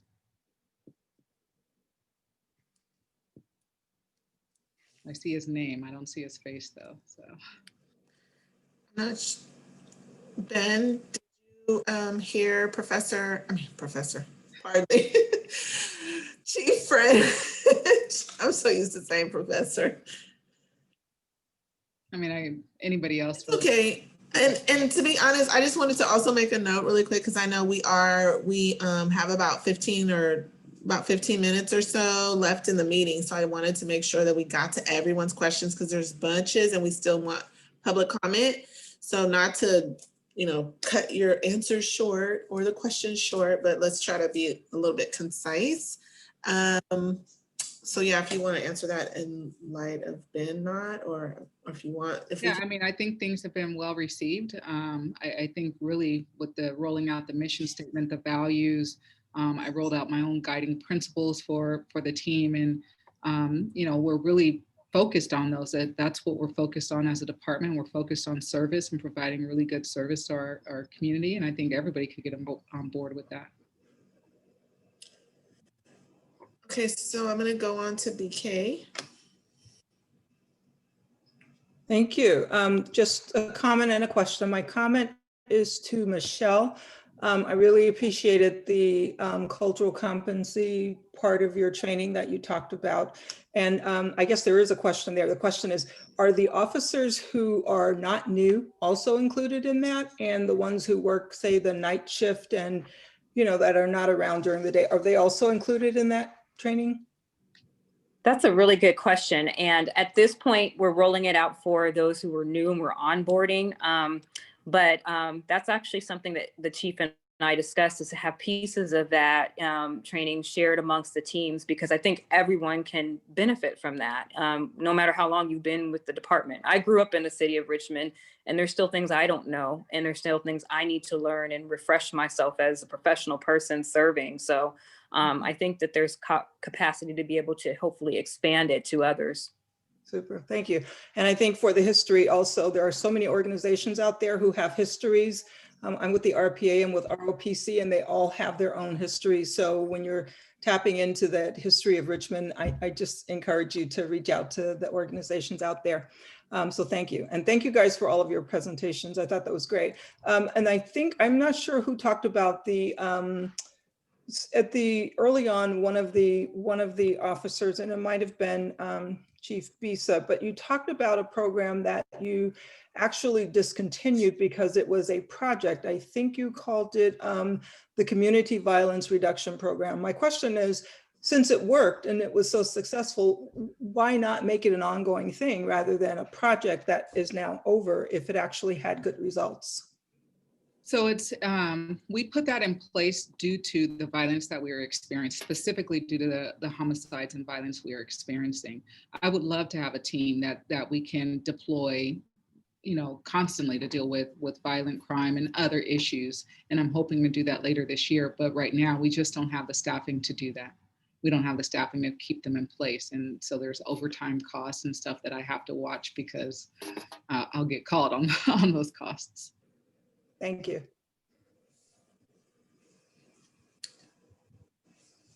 Okay, next is Deborah.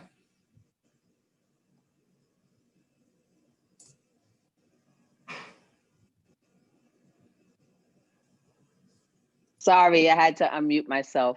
So I really have a super quick comment and a request for Chief French. So like many other people, I'm home with my child, my grandson, who's 9 years old, and doing tons of Zoom calls. And usually he doesn't pay attention to my calls, but he wanted to see who I was talking to tonight. And he was so impressed when he saw that the police chief and the person who does community relations were both Black women.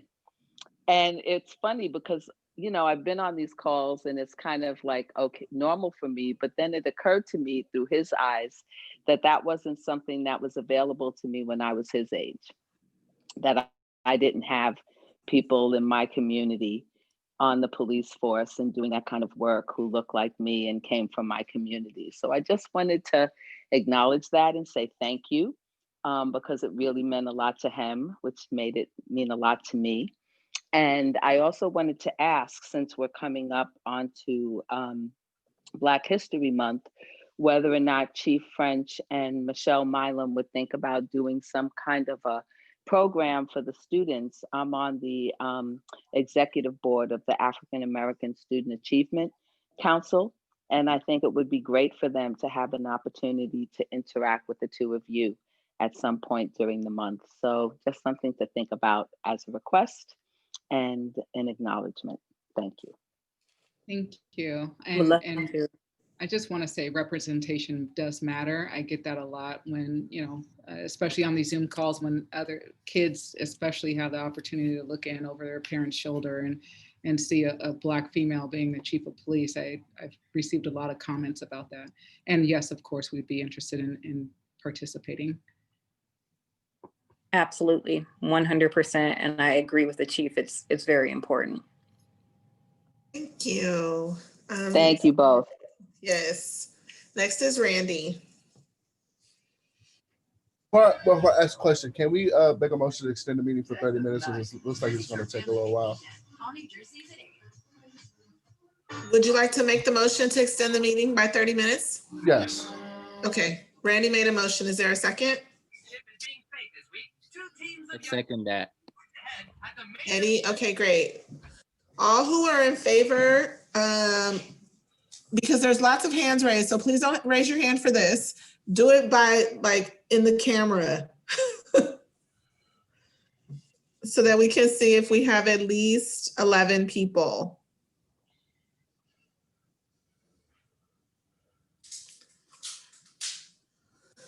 Okay, can you guys see? Stephanie, or Lupe, do we have a quorum? I think so, yes. Okay, we're extending for 30 minutes. Okay, so the next, did you have any other questions besides? Yeah, I wanted to do that Okay, first. great. Okay, great. Okay. So I have two questions. What percentage of the calls were the service reductions were taken up before you decided to not have police make that change? Are you referring to the calls that we're no longer responding to? Correct. I don't have the percentages right now. I could get that for you. Okay, I appreciate that. My second question, how much from the budget was spent on salary of RPD officers last year? A little over 80% is spent on salary and benefits. Okay, those are two questions I have. Thank you. Okay, next is Andres. Yeah, thank you, and thank you for the presentation. I have several questions. Do you print out or publish the demographic on checkpoint arrests and stops? That's one question. And then could you please describe your gun tracing activity? You reported receiving or intercepting a number of firearms, and I'm presuming that's handguns, and you mentioned some assault weapons. What is your gun tracing activity, or do you leave that up to ATF, or is it like subject to individual cases as opposed to trying to identify patterns of gun tracing? And then within that, the personnel pay, how many officers are getting bilingual pay differential, and what languages are represented within that? And then I was very pleased to hear about the cultural competency and the concept of a reading list. I think if we're gonna, contribute to that, it'd be helpful if you could share with us a current reading list. And then is it just as an orientation, a suggestion? Are there some incentives for the officers who read this stuff? Are there some kind of standards of their comprehension of what they've read? And how is that, what is the accountability around that? And then in the last year or so, I've seen a number of video productions by the department spokesperson, spinning the department's point of view on sometimes controversial issues. What line item in the budget are those videos being produced by? And is it general fund or is it grant funded? And then also in the new officer orientation, is the 60 minutes piece around the Roman Guillory case given to them as part of that historical orientation? Thank you. There were a lot of questions. Let me see if I can start from the beginning. The demographic information for DUI checkpoints, no, we don't publish. Number two was the gun tracing, and I'm gonna look to the experts, either Chief. Is there a reason why you don't publish that? I'm not sure.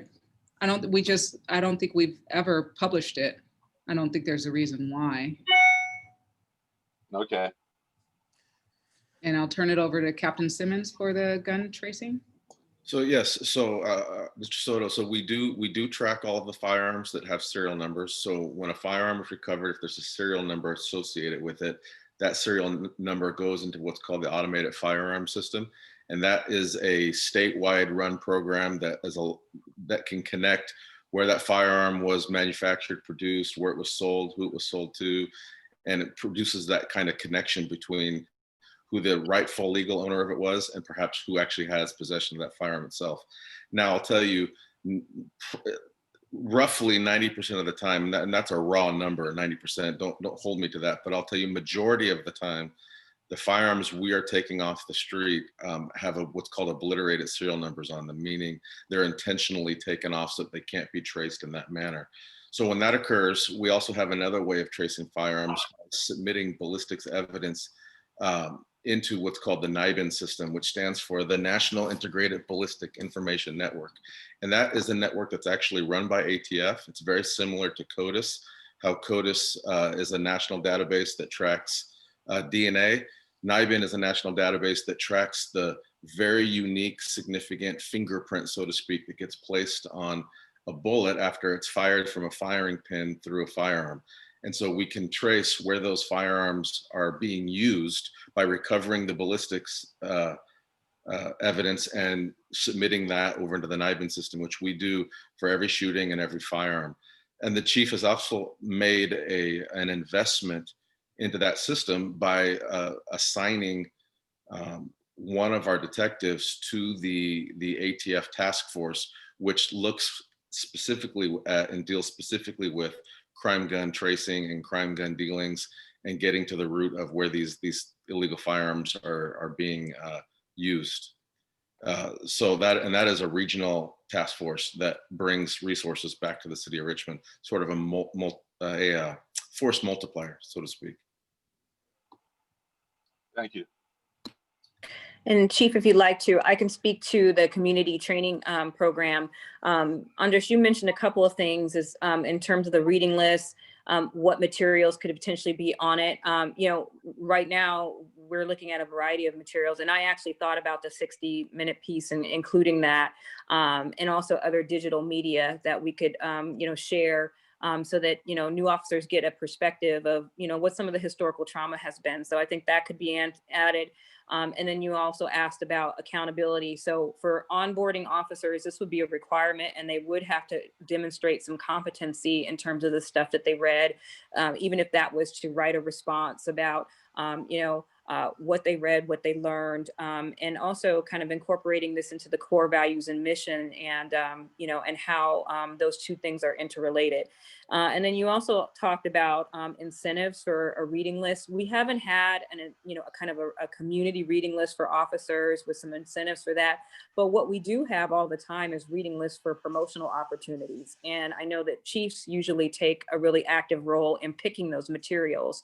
And those materials often deal with issues in policing and all those kinds of pieces. And I think it would be important to include some of this kind of reading from the community on some of those reading tests for promotion.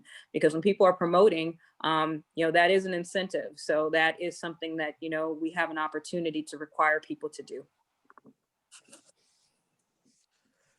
I was trying to look through my information because I did have the amount of officers that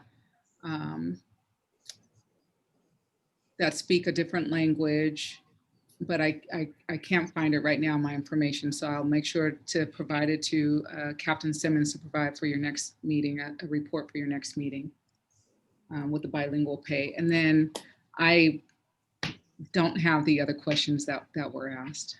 One question was about the video productions that occurred, where the spokesperson is right.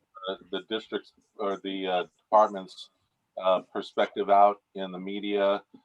Who pays for that? Is that a general operating fund, or is that some grant funded?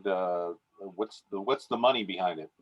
So there's no grant funding for that. That is a general staff item, and I believe it came out of professional services. And I've only done one since I've been chief here, and that was the shooting that we had in conjunction with Oakland PD, and we had hired an outside vendor to do that video. Okay. And are the rape kits that are tested in Richmond currently up to date? I know that we, Captain YA was working on a project last year regarding the rape kits, and I'll let him answer that if he has the opportunity. I think Captain Simmons may have more on that because he took over. So okay. Yeah, I can respond. So the direct answer is they're not all tested yet. The money behind it, we didn't have it in the budget. We do have a grant now that pays for that, and they are being sent out on a monthly basis until they are all cut up. And all new ones that come through right now by protocol and SOP are all sent out for CODIS testing and other testing of that nature. All right, thank you. I look forward to receiving some of the information. Okay, Eddie. Yeah, thank y'all for the presentation. I noticed that RPD was in Brentwood supporting their police department there during a protest. Is there something we can ask about that, since I thought they were already shorthanded here, or I thought y'all were already shorthanded here? So we're part of the county mobile field force team. And so we have a contingency of officers that do go to other locations to help support if they need the help for those particular protests or whatever it might be. And I'll let Chief Tyrone talk about our responses to those particular situations. So we're part of a mutual aid agreement with the county, where if there is a jurisdiction that is in need of additional resources, the request comes through the county sheriff's office and then comes to the individual departments, specific to any kind of demonstration or protest that that's usually the folks who have the special training in mobile field force. Just like we sent officers up to Santa Rosa a few years ago to deal with or to assist with the fires. When that request comes in, it comes in through the county, and then ultimately the chief of police has the ultimate discretion about whether to send our officers or not. But it is an agreement made throughout the county that when we are able and it fits within our mission, we are going to assist in some manner. Most of the time when they're sent out there, it's on an overtime basis, and the county does reimburse for that. Was that your question, Eddie? Yeah, that's it. Thanks. Thank you. And Shirley. Yeah, I have several questions revolving around the Community Violence Reduction Project. I'll say them aloud and I can drop them in the chat just so they're easily accessible, but I know it's not necessarily Brown Act compliant to be putting content questions in the chat. So one, how are you IDing the folks that you're going to engage with and like be establishing these relationships with? How are you IDing those folks? How do you go about establishing or reestablishing those relationships? 3, what does the extraction of community members who have caused harm look like? So are folks ending up in San Quentin? Are they ending up in some nearby jail? Yeah, what does that look like and how does it end up? And are all of those incidents that you dealt with in those 90-ish days, were those all dealing with homicides? So I'll answer that one first. No, they all were not homicides. They all had to do with gun violence though. So some of our shootings to include homicides. They were only the focus of the investigations were only incidences where gun violence was involved. So as it relates to how they're being identified, there's a whole slew of different investigative ways that folks are identified. Primarily, there's informants that are used, there's surveillance that's used, there's a whole number of investigative techniques that are used. Now, no one is extracted without probable cause and a warrant of some sort or evidence of the crime, that meets the legal standard in order to do that. And normally those folks have been contacted either in their residences or they've been contacted in a vehicle. Those have been the two primary ways in which those folks have been contacted. And then when they are arrested, they're brought to our jail where there's a booking process, and then they're transferred from there to the county jail. Then the legal process takes its course from there, whether they bail out or whether they don't. There's a number of adjudications that can happen from that point on. And I think you also had a follow-up question about the community piece of that. It's like, how do you establish or reestablish relationships? Many of us, like myself, I've been in this position for 12 years and there's relationships I established over 20 years with people. And there's people I work with who come and give us information on what's happening in the community and develop those kinds of information over time. And it requires trust. you know, the person that you have the relationship with has to understand that if they, you know, share something with you, that you're not going to burn them on the other end, that you're going to really take into high confidence that fact that, you know, they're willing to bring information to you, and that also they're willing to talk to you about ways, you know, to be able to contact people. So we wanted to make sure that the detectives, some of them are new, started to just know who the community, you know, folks are that are doing the work. And so, you know, what we did is we worked in alongside investigations, and, you know, we put together a list of folks that we felt, you know, might be interested in helping with that process, just getting to know detectives. It is not like, you know, we're coming in here and we're kind of bilk you for information. And we just want to actually just kind of build those kind of relationships with the detectives that they should already have, because you shouldn't have to, you know, when we talk about going and finding somebody for a warrant or something, we've had really good officers who people have come and turned themselves in. You don't have to have high speed chases or find somebody. Sometimes if you have a good enough relationship, you can resolve it before it gets to that level. And that's what we wanted to build. And so we called those folks and we told them what we were doing. And, you know, 99% of them said, yes, I'll help. And the ones that said, no, I won't help, you know, did it because of more time constraint or personal constraint. And that was based upon relationships that we have built amongst ourselves. And we're also open to other groups that, you know, may be interested in doing that. Do you have any other questions, Shirley? That's it. Thank you.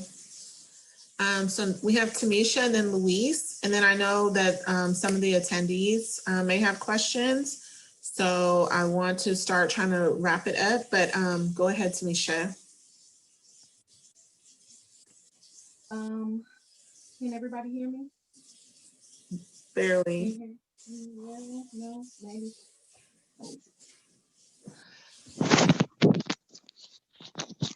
Can you hear me now? Much better. Yeah, sorry everybody. I had all my laptops started to malfunction, so I'm on my phone. So I wish I could be on camera, but it's difficult. Thank you, Chief French, for the presentation. I think it was amazing. It was a lot of helpful information.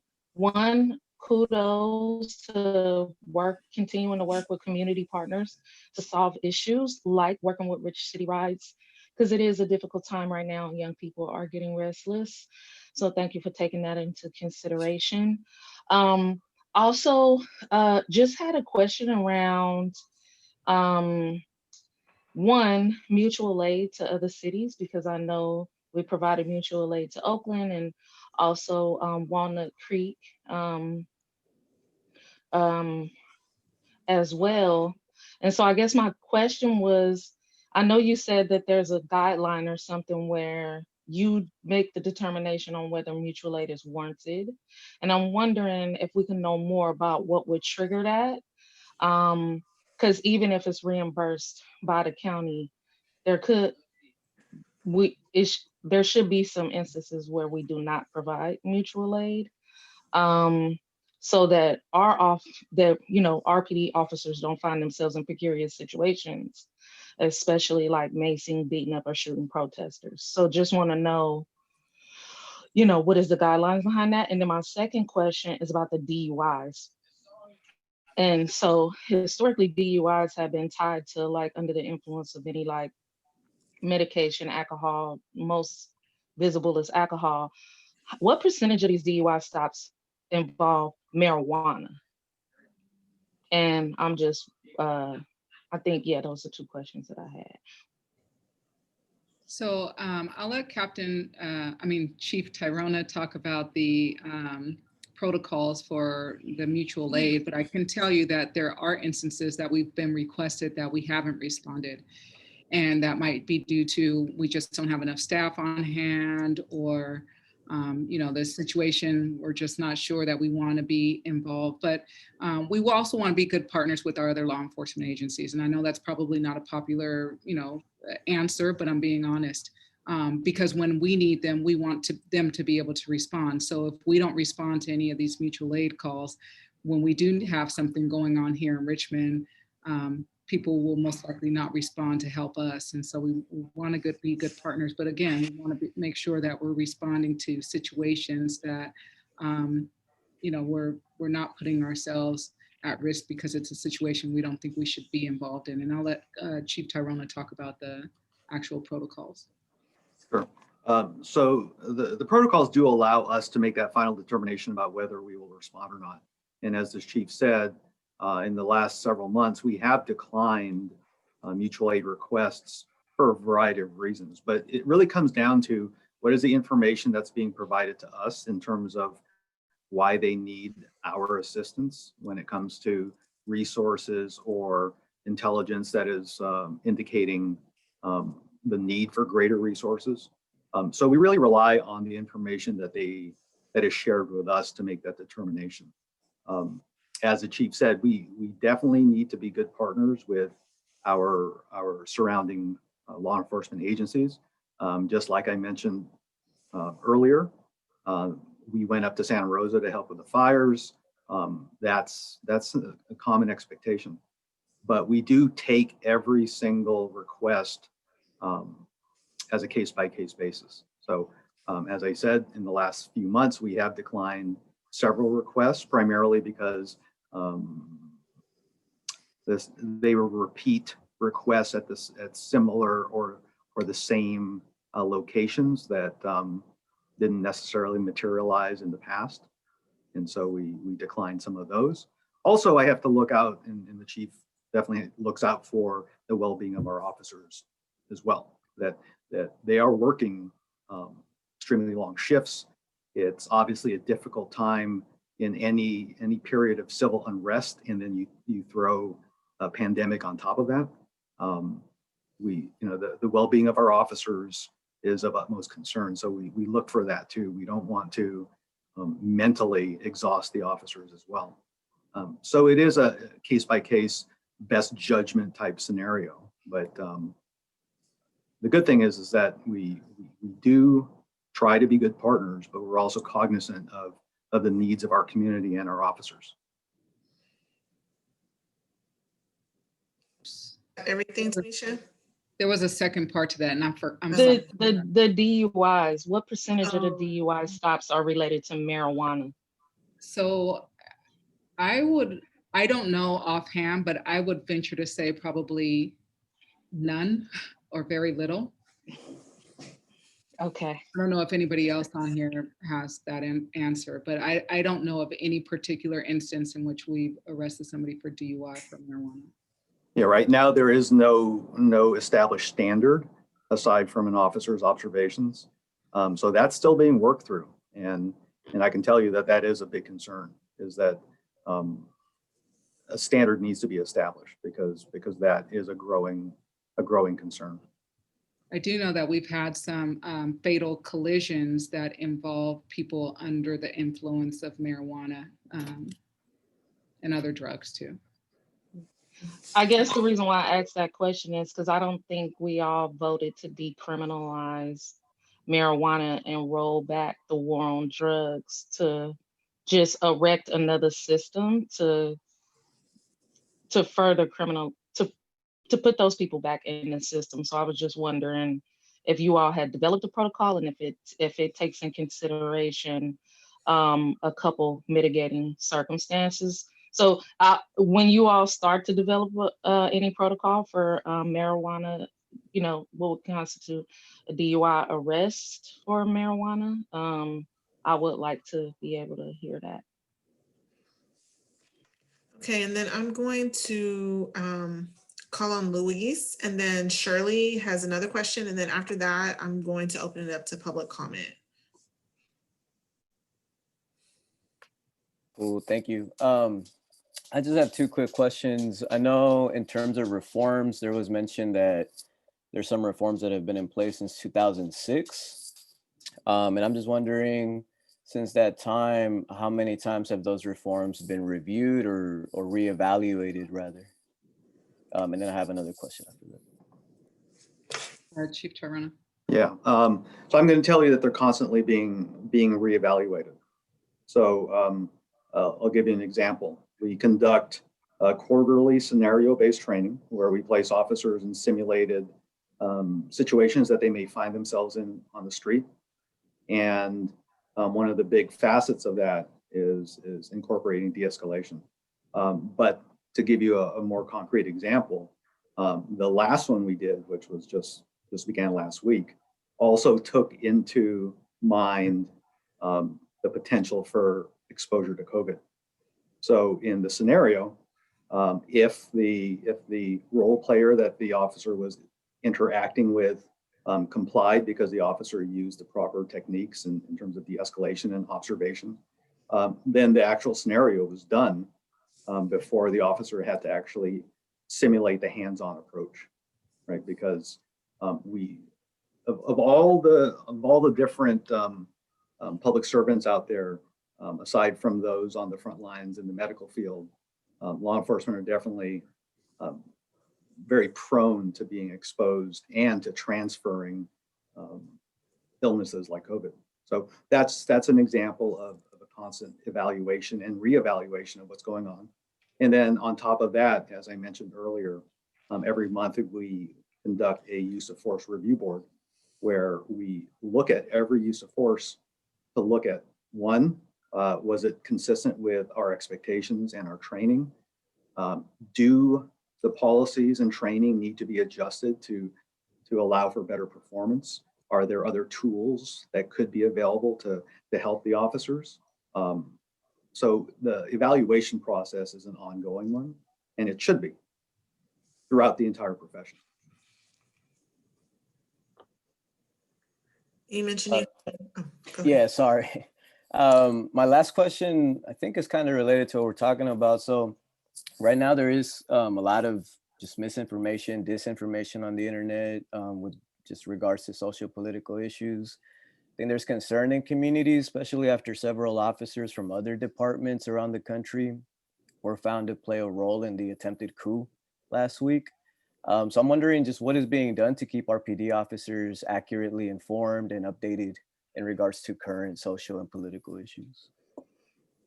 So we get briefs. I was actually on one last week right after the incident at the Capitol, and so the information that we received, we pass down to our staff to make sure that they're well informed, and then we also get information briefing about potential problems or that may come to our community so that we can prepare for that. Thank you. And then finally, Shirley, sorry. Yeah, I just have a super quick comment. The phrase mutual aid has been thrown around a lot tonight, and just want to ground us in what that is politically, in practice, and in theory.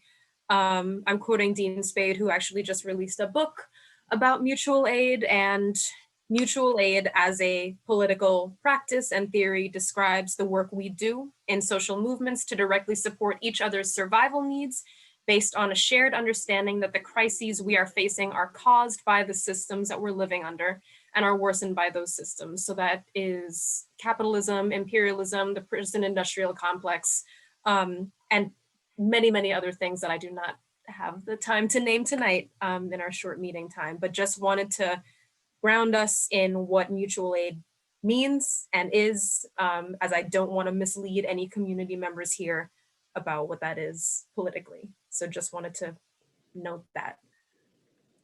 Thank you, Shirley. So I'm going to request that Stephanie please start the 2-minute time mark for attendees or the public to please raise their hand if they have any comments or questions they would like answered in the future around this topic, that the RPD has presented this information. And as they are raising their hands, we will start with the first speakers. And Lupe, are there any speakers? Yes, so far we have 4 speakers lined up. So first up is Sarah Cantor. Sarah, you have 1 minute. You may go ahead and start. Hi there, thanks. I have 3 questions. So the first question is for anybody from RPD, but definitely directed towards Chief French. I'd love to hear your comments on the RPD practice of having huge numbers of officers show up to scenes. specifically really minor scenes. And to give an example, in December, I was at a park, there was a 7-year-old girl walking by herself down the sidewalk. At least 2 squad cars, big giant squad SUVs, pulled up with multiple officers in each car, only to find out that this was just her dad was half a block away and it wasn't an issue. Given that I keep hearing from RPD that staffing numbers are low, I want to know why this keeps happening. I have witnessed it many, many times in my neighborhood as well. I also, for Michelle Milam, wondering if Point Melody has been considered as a spot for safe parking. And then I'm also wondering what your plans are for handling anonymous calls and if those will be addressed by RPD. Thank you.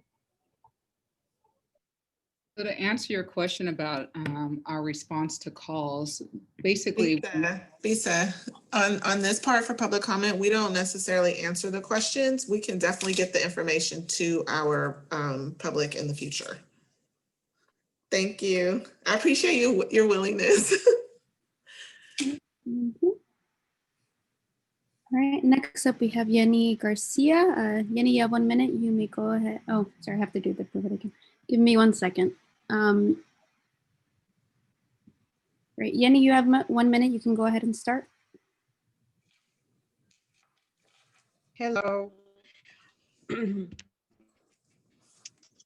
I just want to thank Bisa, our chief, for these reform efforts.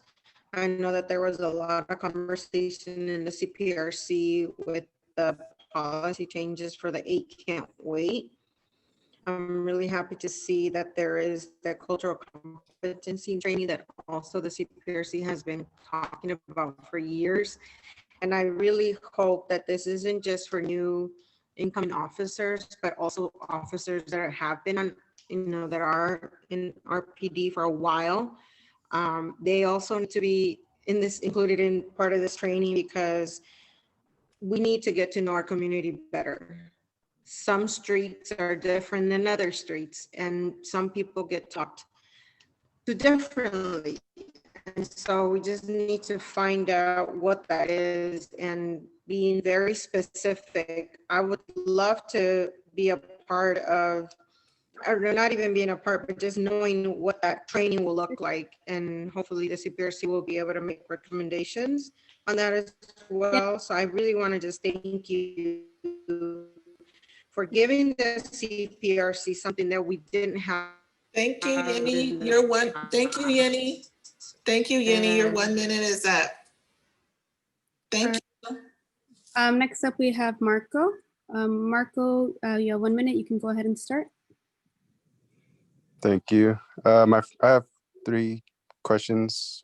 My first question is, what incentives do you have for veteran cops to take on the day shifts to promote community engagement with our most experienced police officers? And my second question is, how much extra do officers who take on the graveyard shift, how much do they make extra? And my third isn't a question, is just a comment for Michelle. If there's any, she mentioned something about getting community support for state funding, state programs from Gavin Newsom, and she listed a couple examples. We'd be happy to support with any of those that bring like investments and funding to our city. So if you can send that to our way or to the working group, we'd be happy to support with that. Thank you. Thank you. All right, last speaker we have is Carol U. Johnson. Carol, you have 1 minute. You may go ahead and start. Carol? Can you hear me? No, your audio's not clear. Oh. Better? No. Oh, gosh. Can you hear me now? Yes. Yeah. Okay, so I wanted to thank the RPD for the presentation. You guys are heading in the right direction. And also,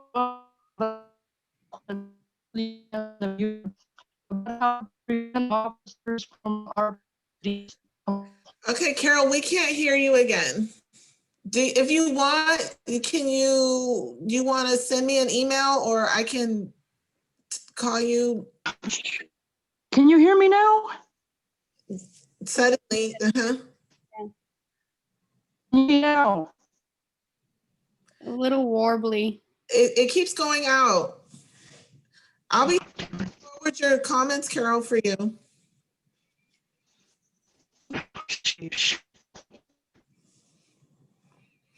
Okay, and that was our last speaker. Okay, so we are going to go ahead and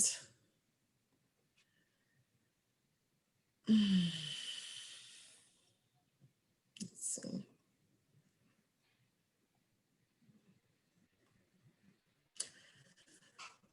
We have a section on the agenda for member comments, but I know that we already have extended the meeting. So unless there's something super pressing, okay, Don, let me switch back over. Real quick, I mean, and I know we don't comment on, or we don't respond to the comments, but there were some really good questions there. You said you were going to get a response back to the people that made the comment. It'd be nice if you shared those with us too, because I want to know some of those answers. They were good questions. Well, okay, great. We will. Eddie. Hi. Yeah. Can I make a motion to elect the chair for this group? That's a Brown Act violation. It's not on the agenda. Yeah. Can I agendize it for next meeting so we can vote on it? How about this? I will make the request again, personally, and then I will come back and let you know. David. There would have to be a discussion also about a nominating process and a voting process. So that's why you need to get that whole feature put into these meetings. David. Was my turn yet? Okay, hi. I just want to kind of see if we can bring some of this back to what is the expectation of this task force, and what is the solution that we're trying to get to for whatever the issues are that we're trying to address. Because we just heard a great presentation from Richmond Police Department, and they have initiated a lot of reforms that is helping to change the culture from within. And so I'm it doesn't have to be an answer right now, but it'd be helpful so we can really, again, level set what is it that we're actually trying to solve or get to as this task force continues to listen without really having any way to resolve or solve or address in a policy way. That's one thing. And then under the current structure, with all the good things that's happening, and we know this, RPD is, stressed in terms of PIOs and so forth. What part of this is going to fall back to the city of Richmond to help inform the residents of some of the positive things that are happening so that people are educated about how the functionality of the police department is? Is that going to be something that we're going to have some conversations with the neighborhood councils? These are the kind of things that I think going forward, we need to really begin to, put our arms around, because if not, we're going to be spending, again, more months talking about issues that aren't necessarily around reimagining, is around people trying to get information around what's happening with the police department. I didn't sign up to find out what's happening with the police department. I signed up to try to figure out, is there a solution to figure out an issue that's plaguing our communities? And right now, I don't even see the pathway of where this is going. So that's my comment. Okay, Tamisha. Can you hear me? Yes. Just want to thank you, Joanna, again, for always being very gracious and facilitating these meetings as effectively as you can. Also, want to the person who just spoke, you got a lot of snaps from me, absolutely want to start getting into like, where's this going? Wanted to raise up, thank everybody who just stepped up and volunteered to facilitate a community workshop. That is public service. Also, Richmond has a health and all policy framework. If you don't know it, you should look at it and get familiar with it. And I also think if Richmond doesn't already have a racial equity in all policy, I think there is a process mounting for that. And I think, you know, we should get more educated on what potentially look like. Also, the presentation from RPD, I did not see in my email packet. So I'm wondering if that will be shared with, you know, with us in the near future. Note that all presentations that are given to us and all of the recordings of these meetings are always on the website. So Yeah, sorry, last thing. Is there any way that the questions from public comment can be answered live? Like, can I make a motion to have those answered now? Is that a possibility to do that? I know we're coming up on time. It's just communities here. I think it's called public comment, not public question. Yeah, I just don't, based on the structure of these meetings and the fact that every single meeting has gone over, like, that's why we're having separate community conversations in the roundtables. So that is a place where we can kind of have a more conversational format. So yeah, I don't think we'll be able to do that, especially not tonight. And I will say that the city's kind of given a very vague framework in order for you to do with it what you want as far as what the mission and the focus and the goal of this task force is. And in the meantime, I do invite you all to, especially in your smaller groups, and then bring it back to the larger group, or if you want to use one of your working sessions as a way to vet further what the mission and scope and where you're going with all of this. I can't, and neither can the staff, possibly just figure out everything that, you know, we don't know what you want to know until you don't know that you don't know it, kind of thing. So I truly invite all of you to work together to put that together. In the meantime, as far as action items to recap for this evening, as usual, as I mentioned, we will be putting up the presentation onto the website. The other presentations are listed. There's also a presentation that we did to the Richmond Neighborhood Coordinating Council that we're getting edited and putting up. The other thing is just right now to be in motion around doing the community conversation next week. So I see, Randy, you have one. If you have really quick thing, then I'm gonna, otherwise. It's going to be really quick. My question is that has everybody that has wanted to sign up for a subgroup signed up for a subgroup? We have all the subgroups formed. We have one member that did not sign up for any group.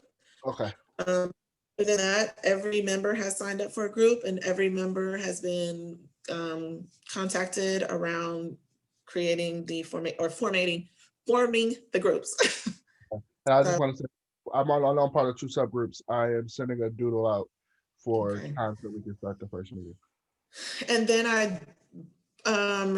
again, I request, I think, oh shoot, who are my people for,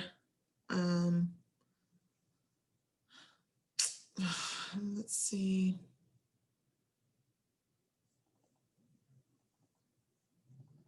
I think I have Kristen and Deborah. Are you still here with me? Can you stay like 2 minutes? And then everyone else, I'm officially adjourning at, Yes, I'm still here. You got me, girl. Okay, great. Thank you. Thank you. And other folks, good night, good night, good night. I'm so sleepy. Man, Happy